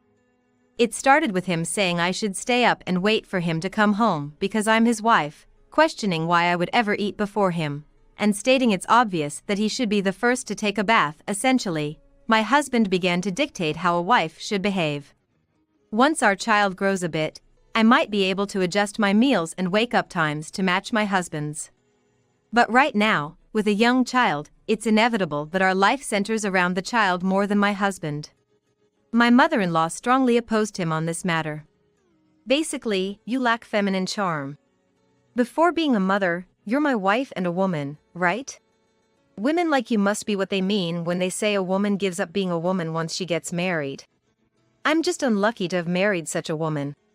How can I be expected to keep up appearances and take care of the house and child? If you want me to stay beautiful, help out with the child rearing. If I had time to put on makeup, I'd rather lay down for a bit, and even if I want to refresh my wardrobe, shopping with a child is anything but relaxing. Without my husband's help in taking care of our child, maintaining the image of the beautiful wife he demands is impossible. Just saying whatever he wants. His uncooperative attitude made me suspect him of cheating. There were several signs that led me to suspect infidelity. I might be accused of taking dramas and stories from cheated-on wives too seriously, but the frequent business trips, weekend work, and calls to come in on holidays were telling. The scarce time he spent at home, the many outings under the guise of work, mentioning his boss or colleagues to justify his departures. There was no trace of women's cosmetics or perfume on him, nor excessive credit card use, but his attitude of "don't complain, I'm giving you living expenses," was suspicious. It's as if he was told that as long as he provides financially, nothing else should matter. Around that time, my father-in-law's previously diagnosed illness worsened. With my mother-in-law's persuasion, he finally underwent tests at the hospital, but his disease was chronic and would require ongoing management. My father-in-law, already retired, was living a life of medication and compromise, with my husband's income supporting our household. Perhaps this financial pressure was why my husband's attitude became more domineering and harsh. Even with two women, there's a limit to how much we can support my father-in-law. He decided to be hospitalized to avoid a sudden turn for the worse, considering the burden on me and my mother-in-law. Going to visit him in the hospital was challenging. There was no suitable hospital nearby, and it took about 30 minutes by car to reach a large hospital equipped to deal with his condition. Neither my mother-in-law nor I drive, so we had to rely on taxis or public transport. How much easier it would have been if my husband could just drive us. Visiting? Carrying stuff? It's not necessary. It's just my dad making a big deal out of a checkup and hospital stay. My husband dismissed the idea of visiting the hospital and never once went. Even when I said it would help if he just drove us close by, he insisted that my mother-in-law and I were exaggerating and let time pass without offering any assistance. As my father-in-law's condition deteriorated, despite our desperate care, he passed away. A few days before his death, my husband said he had a long business trip. This was when the doctor had told us he had only a couple of days left. What kind of company forces work at a time like this? I rarely raised my voice, but I couldn't help but lash out at my husband. But he just retorted, "Who do you think you're living off?" and left. My mother-in-law had hurt her back caring for my father-in-law, so we stayed at a nearby hotel to tend to him. There was no time to merely grieve, we were busy arranging the funeral and everything that came with it. My father-in-law was a highly respected man, and despite being retired, many of his former colleagues and subordinates attended his funeral. Many volunteered to help, providing great relief to my mother-in-law and me. No family member spoke ill of him, they tearfully shared memories of my father-in-law. His funeral was a warm and gentle farewell. However, my husband, who acted as the chief mourner, ruined the funeral's peaceful atmosphere with his behavior at the meal afterward. "Hey, we need more booze here. And we're running low on meatloaf at this table. You're the wife, you should be more attentive." We had entrusted the funeral arrangements to the funeral home, anticipating a large turnout. The staff could have easily handled requests for additional drinks or food. Yet, instead of speaking directly to them, he first demanded of me. Moreover, during my father-in-law's battle with illness, my husband embarrassed me in front of distant relatives who couldn't visit and his company colleagues by saying things like, "Sorry for my useless wife. She's just like that at home too, and she leaves all the caregiving to my mother and the hospital while she just lazes around at home, the worst kind of wife." But that's exactly what he was doing. I was furious but realized arguing would just put me on the same level as him. So, I swallowed my irritation and said, "Please let me know if there's anything I can do," despite my shortcomings, trying to maintain his dignity. But when my mother-in-law suggested it might be time to wrap up, nearly everyone had stayed till the end, mourning my father-in-law. Seeing this, my husband muttered something about wanting to be sent off by family in the same way. He might not have been aware he spoke aloud, but I heard him clearly and thought, "How dare you say that? Since I can't fulfill that wish, why don't you ask your other family? When he looked puzzled, I mentioned his wish to have a funeral attended by family like his father's. Realizing his thoughts had slipped out, he started making excuses in a panic. I'm a good husband, right? We're not struggling financially, and our future's secure, right? What's wrong with talking about my ideal funeral? However, the remaining relatives were puzzled by the mention of another family, looking back and forth between us. It was only then my husband realized the gravity of the situation. Sweating and eyes darting around. Another family? No idea what you're talking about. Maybe my dad had a secret child or something? Despite his attempts to feign innocence, I pulled out a document entrusted to me by my father-in-law and shoved it in front of my husband, turning his face pale. It was as if I was watching the blood drain from his face. Turns out, I wasn't the only one suspecting my husband of cheating. I only harbored suspicions, but never actually took any action. More accurately, I wanted to act but couldn't. As a stay-at-home mom, I had limited funds and couldn't just go to a detective agency or follow him around with our son in tow. But my father-in-law had used his savings to hire a detective to investigate my husband's behavior. Even before I had noticed anything, my father-in-law wanted to hand over the evidence of my husband's infidelity to me, while he still had the consciousness and had called me over to do so. Shortly after giving me the documents, he passed away. He had introduced me to a lawyer friend in case I needed help. I had already consulted with my mother-in-law the day I received the documents. We decided to confront my husband after all funeral-related matters were settled, thinking it inappropriate to involve the relatives in our personal issues until then. But with my husband continuing his self-centered behavior, disregarding our feelings, I decided not to hold back any longer. Thinking you could get away with just an affair was a big mistake, I said, scattering not just the paper with evidence of his infidelity but also photos of them being affectionate, entering love hotels, on vacations together. There's a child involved with your mistress, right? When's the due date? It aligns with when my father-in-law decided to be hospitalized. While my mother-in-law and I were caring for him, you were getting your mistress pregnant. My mother-in-law was furious. I was worried her blood pressure would skyrocket. Some relatives tried to calm her, while others condemned my husband as a disgrace to the family. With no one on his side, my husband kept making feeble excuses to get through the situation. I was just hanging out with a girl from the bar, that's all. Even though his excuses for the trips and hotels might somehow make sense, they were desperately weak. Among the relatives, some who own bars pointed out that getting someone pregnant is way beyond normal socializing if you're not working there. Even if it was just hanging out at a bar, a man with a wife and child should decline intimate after-hours or companionship out of respect for his wife. My husband might have thought that mentioning his connections to bar owners would win him some sympathy from the male relatives. However, not a single male relative showed any sympathy for him. Instead, they looked at him with disgust and criticized him. Then my husband became defiant. He had planned to keep his affair hidden until he received his estate from my father-in-law, but since it was out in the open, he saw no need to hide it anymore. He stated that once the inheritance was settled, he would divorce me, marry his mistress, and start a new life with a new family. All this is your fault. You're such a failure of a wife. Dad favored you because you must have flirted with him behind our backs, right? Compared to Mom, even someone like you would seem better. Hearing this, my mother-in-law cried out, "What a disgrace you are," and then broke down crying. My father-in-law had been kind and attentive to me because I had lost my own father early on. I had confided to him that I didn't know what it was like to have a father.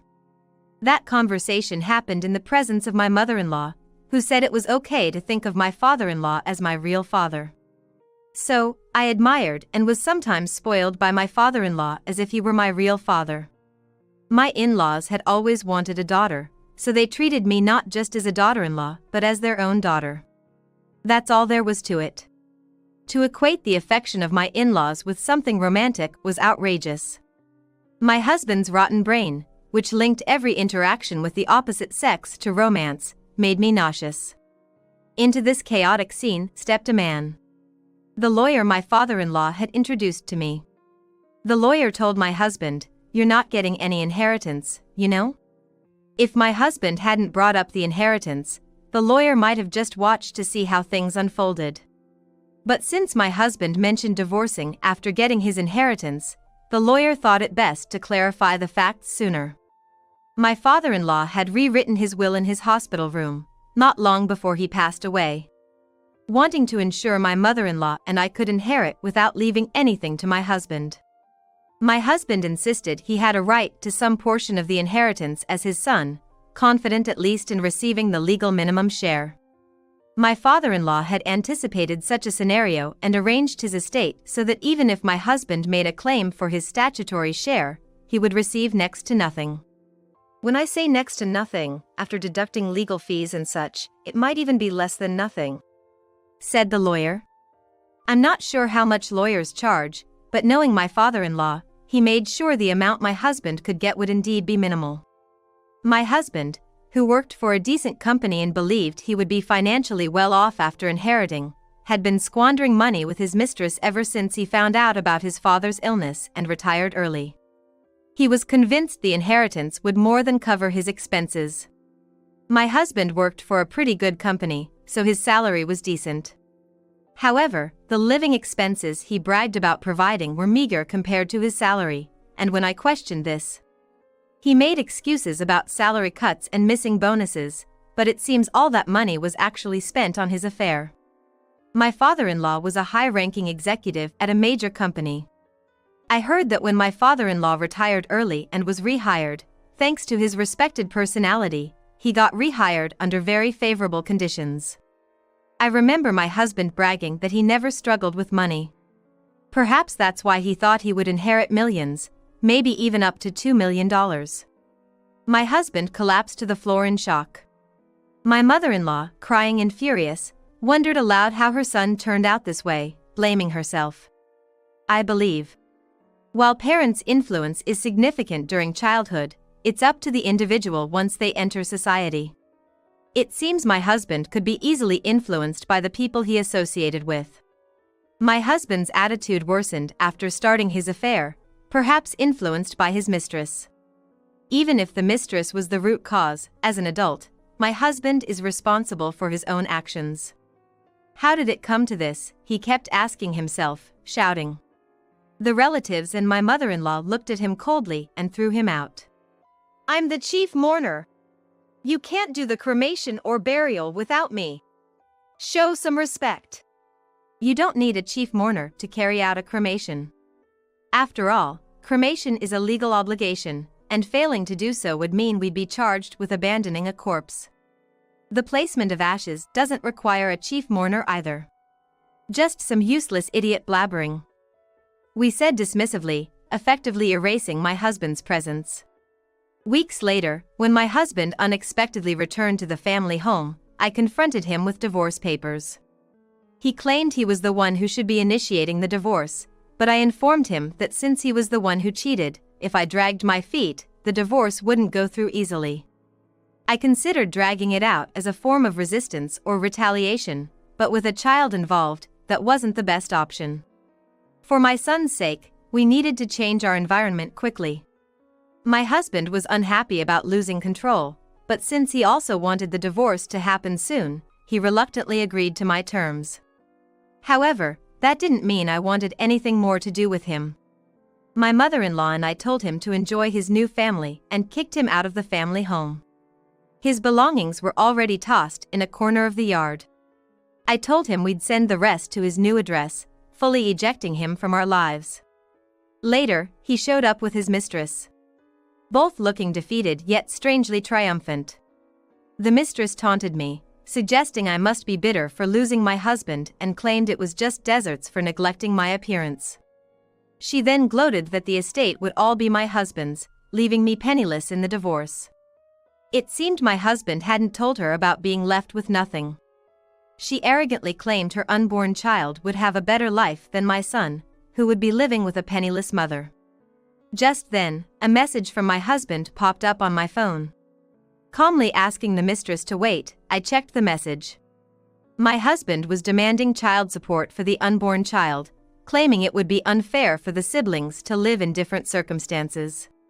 While my in-laws might consider both children their grandchildren, could I really feel affection for a child conceived while my father-in-law was suffering?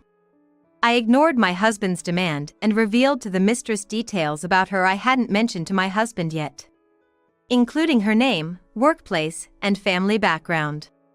She freaked out, knowing her secrets. The mistress was furious, wondering how I knew so much about her background. When she raised her hand to me, I warned. Going to hit me? I'd sue for assault. Everything here is being recorded by surveillance cameras. Pointing to the camera in the corner, she reluctantly lowered her hand. My father-in-law had advised me to always keep evidence. So with the help of relatives, we had installed cameras after his funeral. I told my husband that the documents my father-in-law left clearly stated the mistress was his direct subordinate, and I would report their affair to his company. It didn't matter who seduced whom. They were both consenting adults in the affair. My husband begged me not to report him, clinging to my legs. Disgusted, I shook him off. Knowing they couldn't afford to have the evidence against them, they left without further resistance. Later, I sued my husband for alimony and child support and the mistress for compensation, through a lawyer introduced by my father-in-law. As I expected a response, the mistress called me in a fury. Having gotten my number from my husband's phone, she wrongly assumed I'd forgive and back down if she kept quiet. She ranted about misunderstanding the situation and regretted not hitting me when she had the chance. I never said I'd forgive. I merely stated I'd sue for assault if she attacked me. The call went silent. I suspected they were up to no good, but surprisingly, the next words were an apology.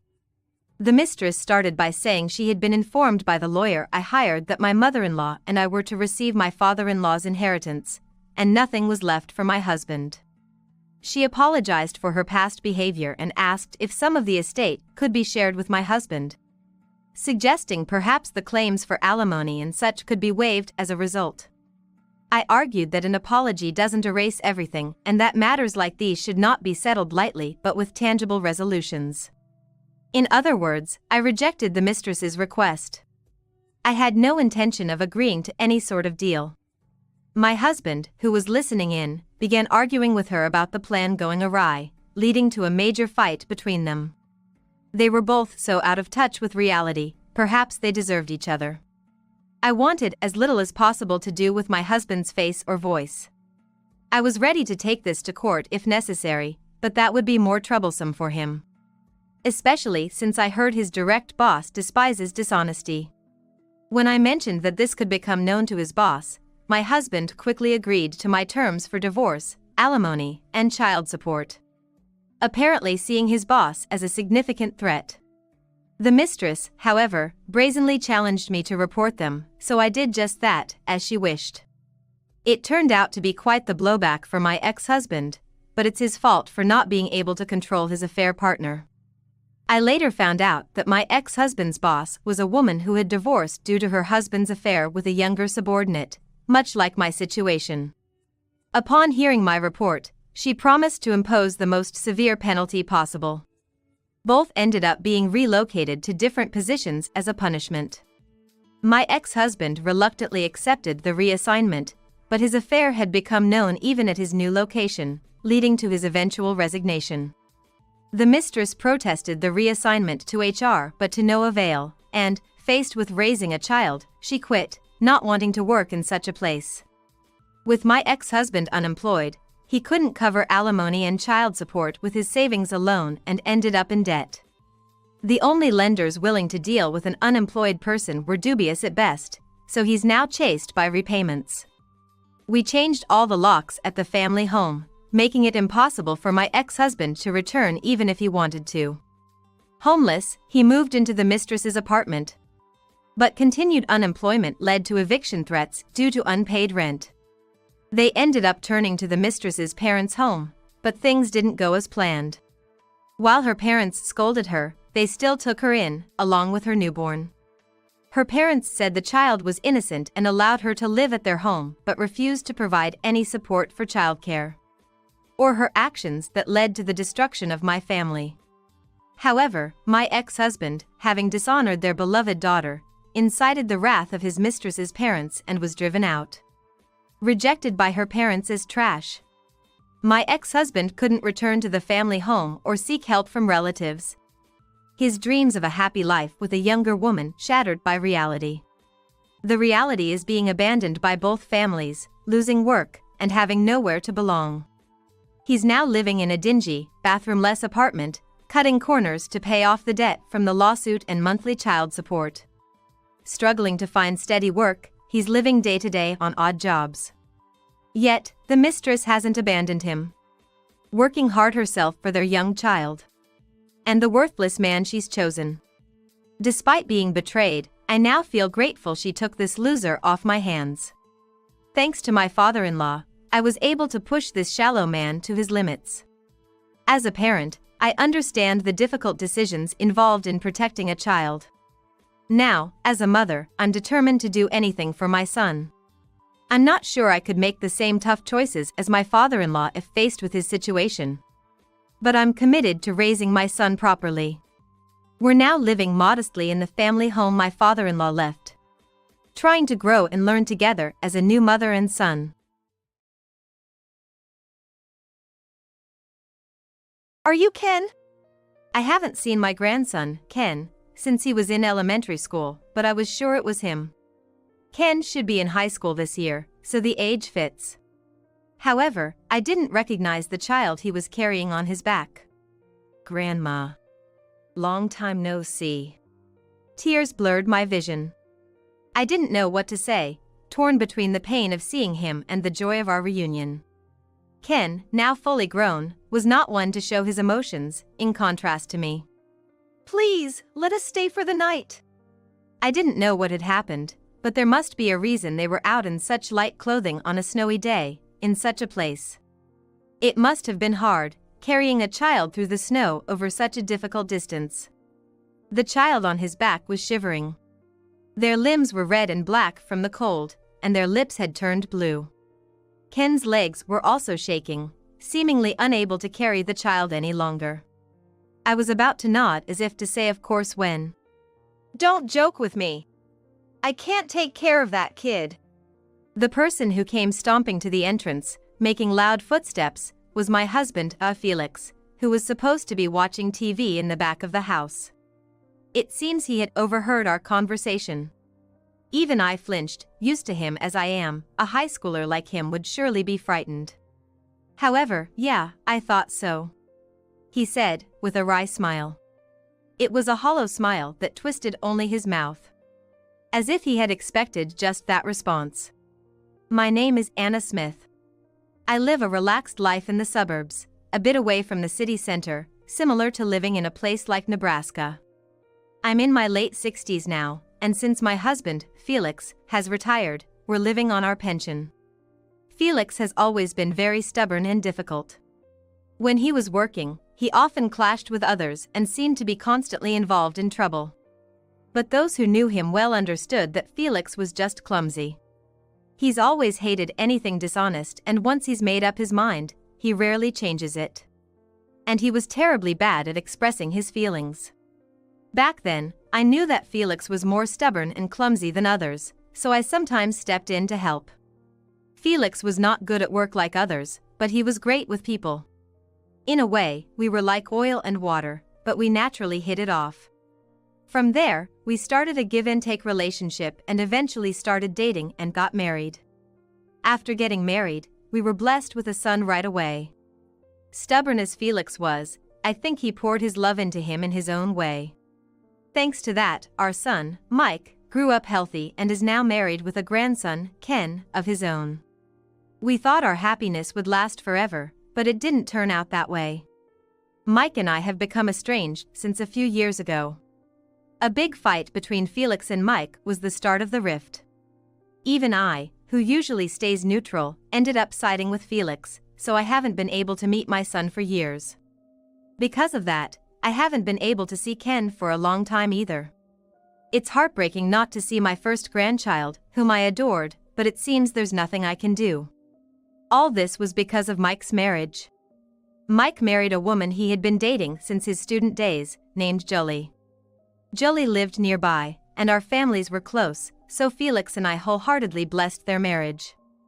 I remember when Ken was born, Felix's face lit up as if he was a different person, and he lifted his grandson in his arms. I think it was around the time Ken started elementary school that Julie began to consult with me frequently. Mike comes home late. He has a lot of overtime and works on weekends too.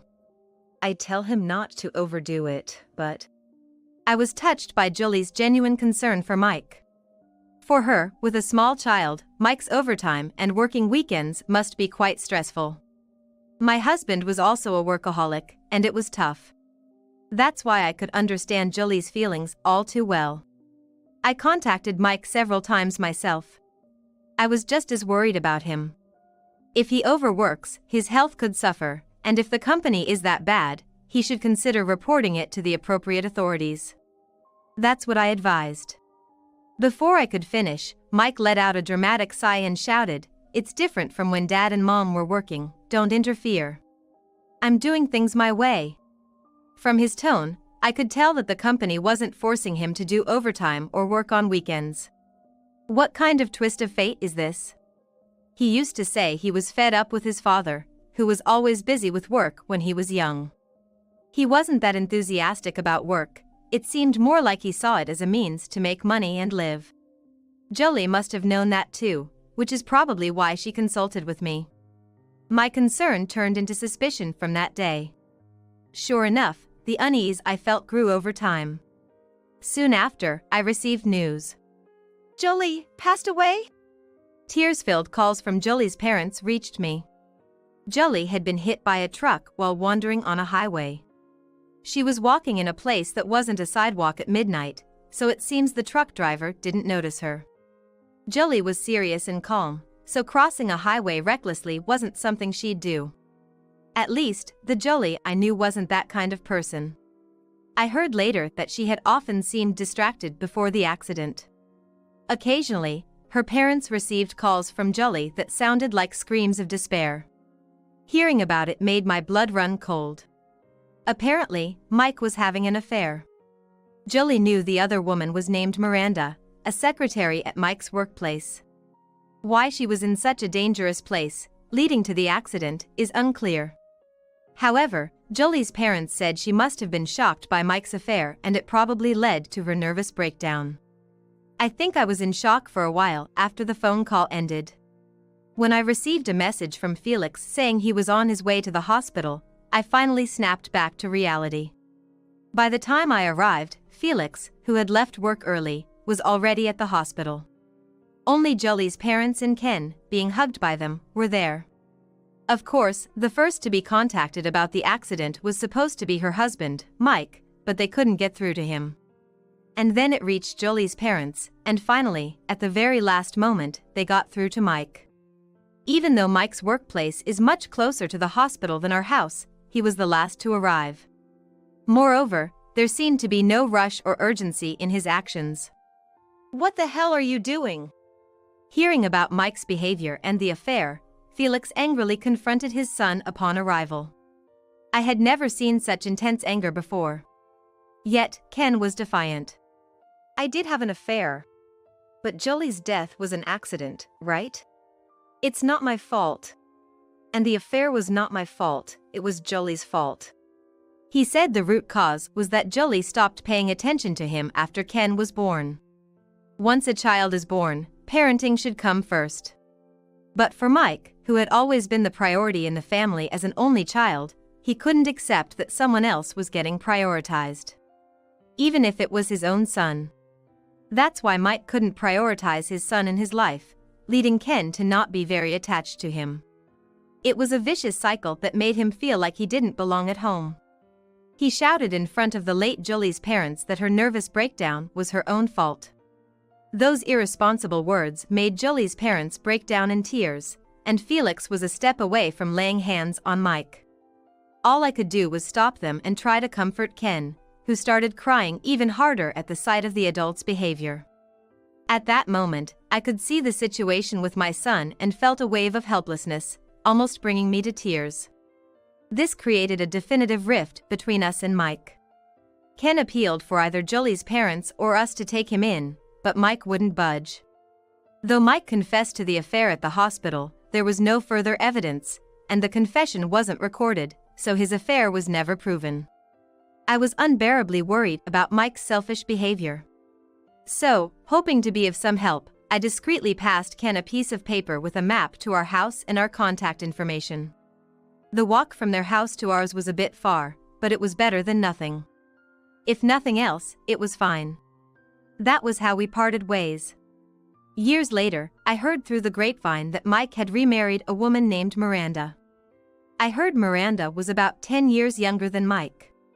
There were rumors that she knew Mike was married when they started dating. I was worried about Ken's situation. I visited Mike's house a few times alone, but it was always dark inside, and no one ever answered the doorbell. After several attempts, I had to give up, fearing I might be reported as a suspicious person. It's been years since I last saw Ken. Despite these old memories frequently coming to mind, life goes on. Even now, I think of Ken as I sip my hot chocolate. He used to enjoy the hot chocolate I made for him. I wonder how he's grown, how his life and family relationships are. All I can do is worry. While bringing my mug to my lips, I look outside. Today, a cold wave has hit our region, and the view from the window is uniformly white. The surroundings are already enveloped in night, and it's extremely cold. Tomorrow morning, we'll definitely need to shovel snow. Honey, it looks like we're gonna need to shovel snow tomorrow morning. I was about to discuss tomorrow morning's snow shoveling with Felix, who was watching TV. Then the doorbell rang. Felix and I looked at each other. We had no idea who would visit our house on such a snowy night. With a bit of fear, I opened the sliding door to the entrance, and there stood a high school-aged boy, carrying a small child on his back. I couldn't help but stare at their unusual appearance. The boy was in a slightly wrinkled white shirt with just the top of a jacket and worn sweatpants. The small child was wearing a shirt with a thin hoodie and shorts. Both of them had red limbs, and there was a light dusting of snow on their heads and shoulders. And in the pure white yard, extending to the road beyond, were long footprints. It seemed they had walked to our house in this attire. As I thought this and suddenly looked at the boy's face, I gasped. Is that you? Ken? I hadn't seen Ken since he was in elementary school, but I was certain. The corners of his eyes drooped like Jolie's, and his nose was just like Mike's. Ken should be a freshman in high school this year, so the age fits. However, I didn't recognize the child the Ken-like figure was carrying. Grandma, it's been a while. Indeed, the high school-aged boy was Ken. Tears blurred my vision. I didn't know what to say, torn between the pain of seeing him and the joy of our reunion. Ken, now fully grown, was not one to show his emotions, in contrast to me. Please, can you let us stay tonight?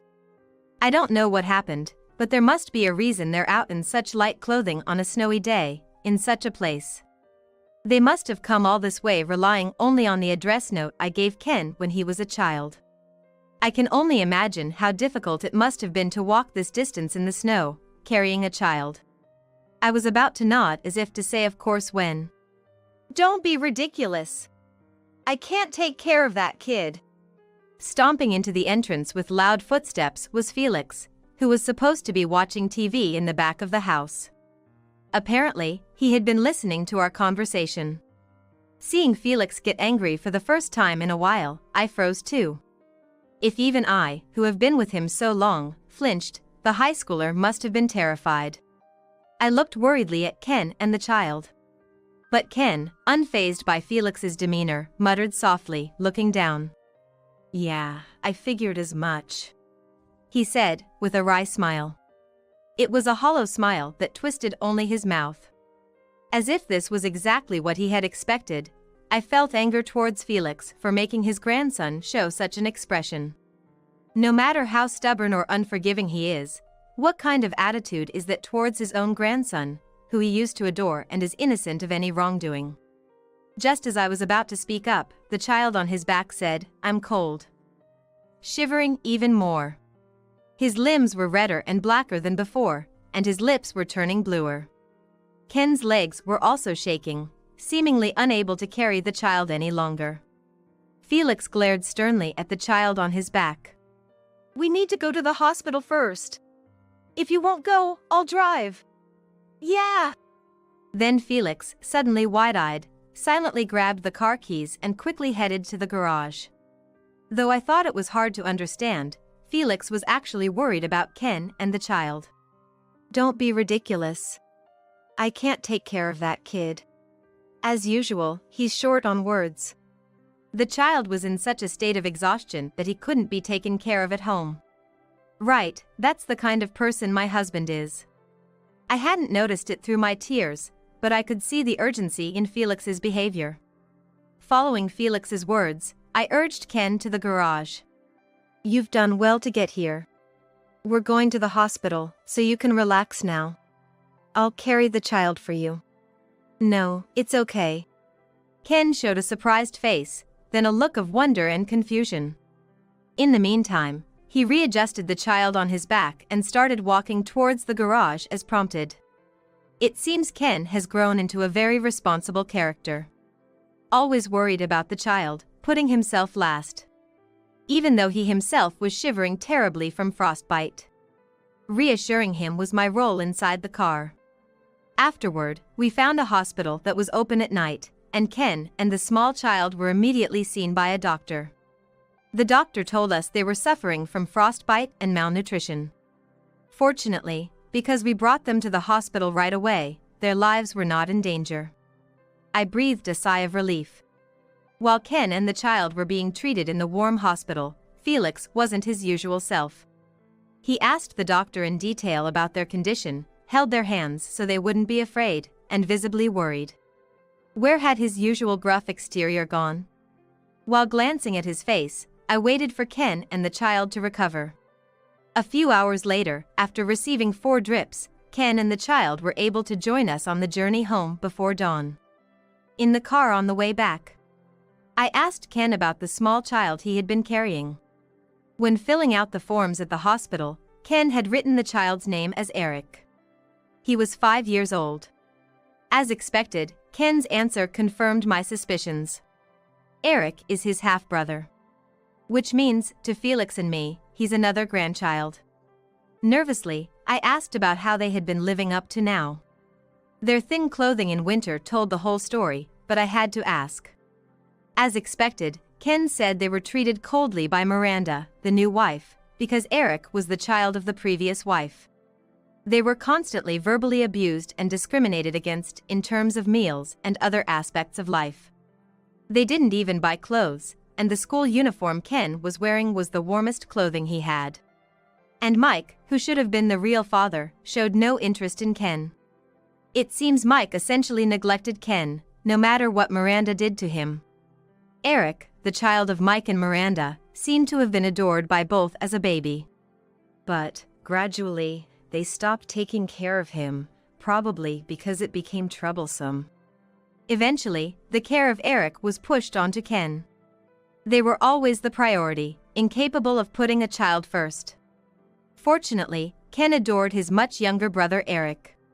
He must have been taking care of Eric since he was in middle school. Just thinking about how he had to give up his own adolescence desires to care for Eric made me feel sad. It was evident from how Eric clung to him that Ken had been taking care of him diligently, even though he was inexperienced. Due to being in a car driven by someone unfamiliar, Eric was tense and didn't speak a word. He wouldn't leave Ken's side and hugged his brother from the side, a clear proof of their bond. Finally, I asked why they had come to our house, difficult to reach by foot, especially in the dead of winter. Ken was initially reluctant to speak. Yet, as my concern reached him, he gradually began to share bits and pieces of their situation. Shockingly, Mike and Miranda had left the 2 children behind to go on a trip far away. Leaving hardly any food or money at home, their departure quickly resulted in a shortage of provisions. The fact it was the winter break probably compounded their difficulties. There was simply nothing to eat, and if things continue as they were, Ken himself and Eric would starve. And school closed, Ken, unable to impose on friends, found himself without anyone to turn to. Out of sheer desperation, he decided to make the journey to our house, Ken tearfully explained. Why didn't you contact us sooner? Felix shouted at Ken with a stern voice while driving. The guilt of not reaching out to his grandson sooner and allowing his son's reckless behavior. It combined with a sense of helplessness for not being relied upon, was apparent to me. However, understanding this required being familiar with Felix for a long time. There's no need to talk like that. Ken, Eric. I'm so glad you relied on us in the end. To Ken and Eric, who had little interaction with him, their grandfather might only seem frightening. Concerned they might be scared, I reassured them, but there was no fear in their faces. Perhaps they could sense Felix's deep worry for Ken and Eric back at the hospital. I've thought about contacting you many times, but I was worried about what my mom had said. I just couldn't find the courage to do it. Ken started explaining, looking guilty, why he hadn't been able to rely on us until now. After Mike remarried, Miranda frequently yelled at him, saying, "You are not loved by your grandparents. Kids like you are a nuisance everywhere, so you better not think about relying on them." At first, I thought it was a lie. The grandparents in my memories were always kind. But, being told repeatedly, he came to believe it was the truth. I had memories of being adored when I was younger, and I couldn't believe that grandparents who had been so good to me would hate me. Now, I can think that way. Yet, until recently, he murmured that he somehow believed he was not loved. It seems Miranda had manipulated him not to seek help from me or Felix. That's why you laughed when Grandpa yelled, right? Ken nodded. When Felix yelled at the entrance, Ken's smirk was because he felt empty, as what his stepmother Miranda had said seemed to come true. Hearing this, Felix looked even more remorseful, his eyebrows lowered. But both Grandma and Grandpa protected us. Finally feeling safe, Ken said and cried. Perhaps triggered by his brother's tears or the tension finally breaking, Eric also started crying. After arriving at our house, they immediately went to sleep in the futons we prepared. "It's warm," Eric said, nuzzling into the futon, and Ken hugged him, both falling asleep like mud. Feeling both tender and pained, tears rolled down my cheeks. From their behavior, it was clear they rarely had the chance to sleep comfortably and securely. Felix and I wanted to keep watching Ken and Eric's sleeping faces forever, but that wasn't possible. We had a lot of tasks ahead of us. As the day grew brighter, Felix took the car out again. He went to file a police report against Mike and Miranda, armed with the medical reports from the hospital. We prepared for their return in the coming weeks. When Mike and Miranda returned from their trip and arrived home, they were met by the police waiting for them. Initially, Mike accused me and Felix of kidnapping by taking his grandchildren. Even when presented with evidence, he continued to claim so. Feeling responsible for how terribly selfish our son had turned out, both Felix and I felt a deep sense of guilt. The face of Mike, which I hadn't seen in a long time, looked even harsher than the last time we parted ways in court. I wondered how things had gotten to this point. Had we, as a couple, made mistakes in raising him? Or, as Mike grew up, was there some significant turning point? It might be too late to ponder these things now, but seeing my son continue to hurl terrible words in court made me realize we had reached a point of no return. Now, all we could think about was protecting Ken and Eric, who had suffered so much. Felix and I decided to fully commit to being there for our grandsons. Eventually, the two were arrested for child neglect. The diagnoses of malnutrition and others were the decisive evidence. The statements from me, Felix, and the boys must have supported that decision. Suddenly, Ken and Eric were left all alone.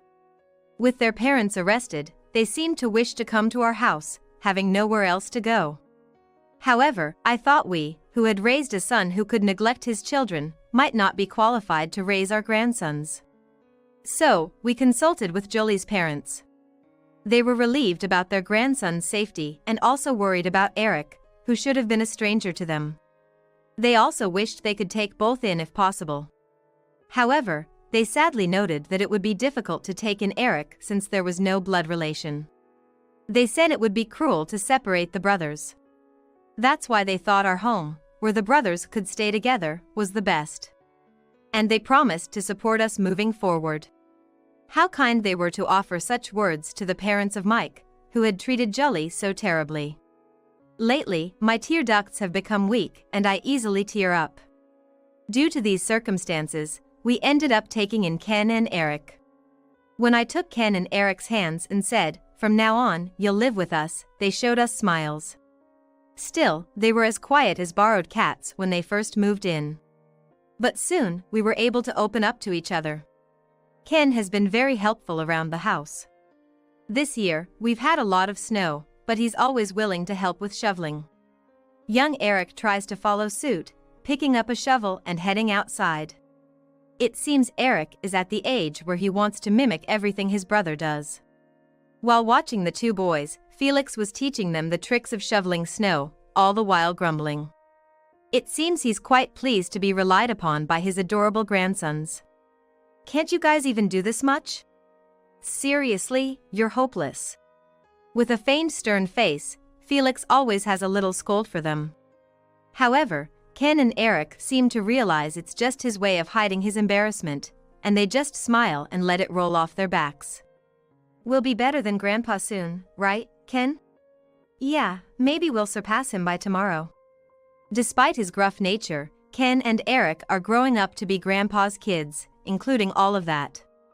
I'm watching their endearing interactions while cooking today's meal. Everyone! Dinner's ready, let's take a break! I call out loudly, and the three of them start walking towards me, laughing together. What a blissful day-to-day life.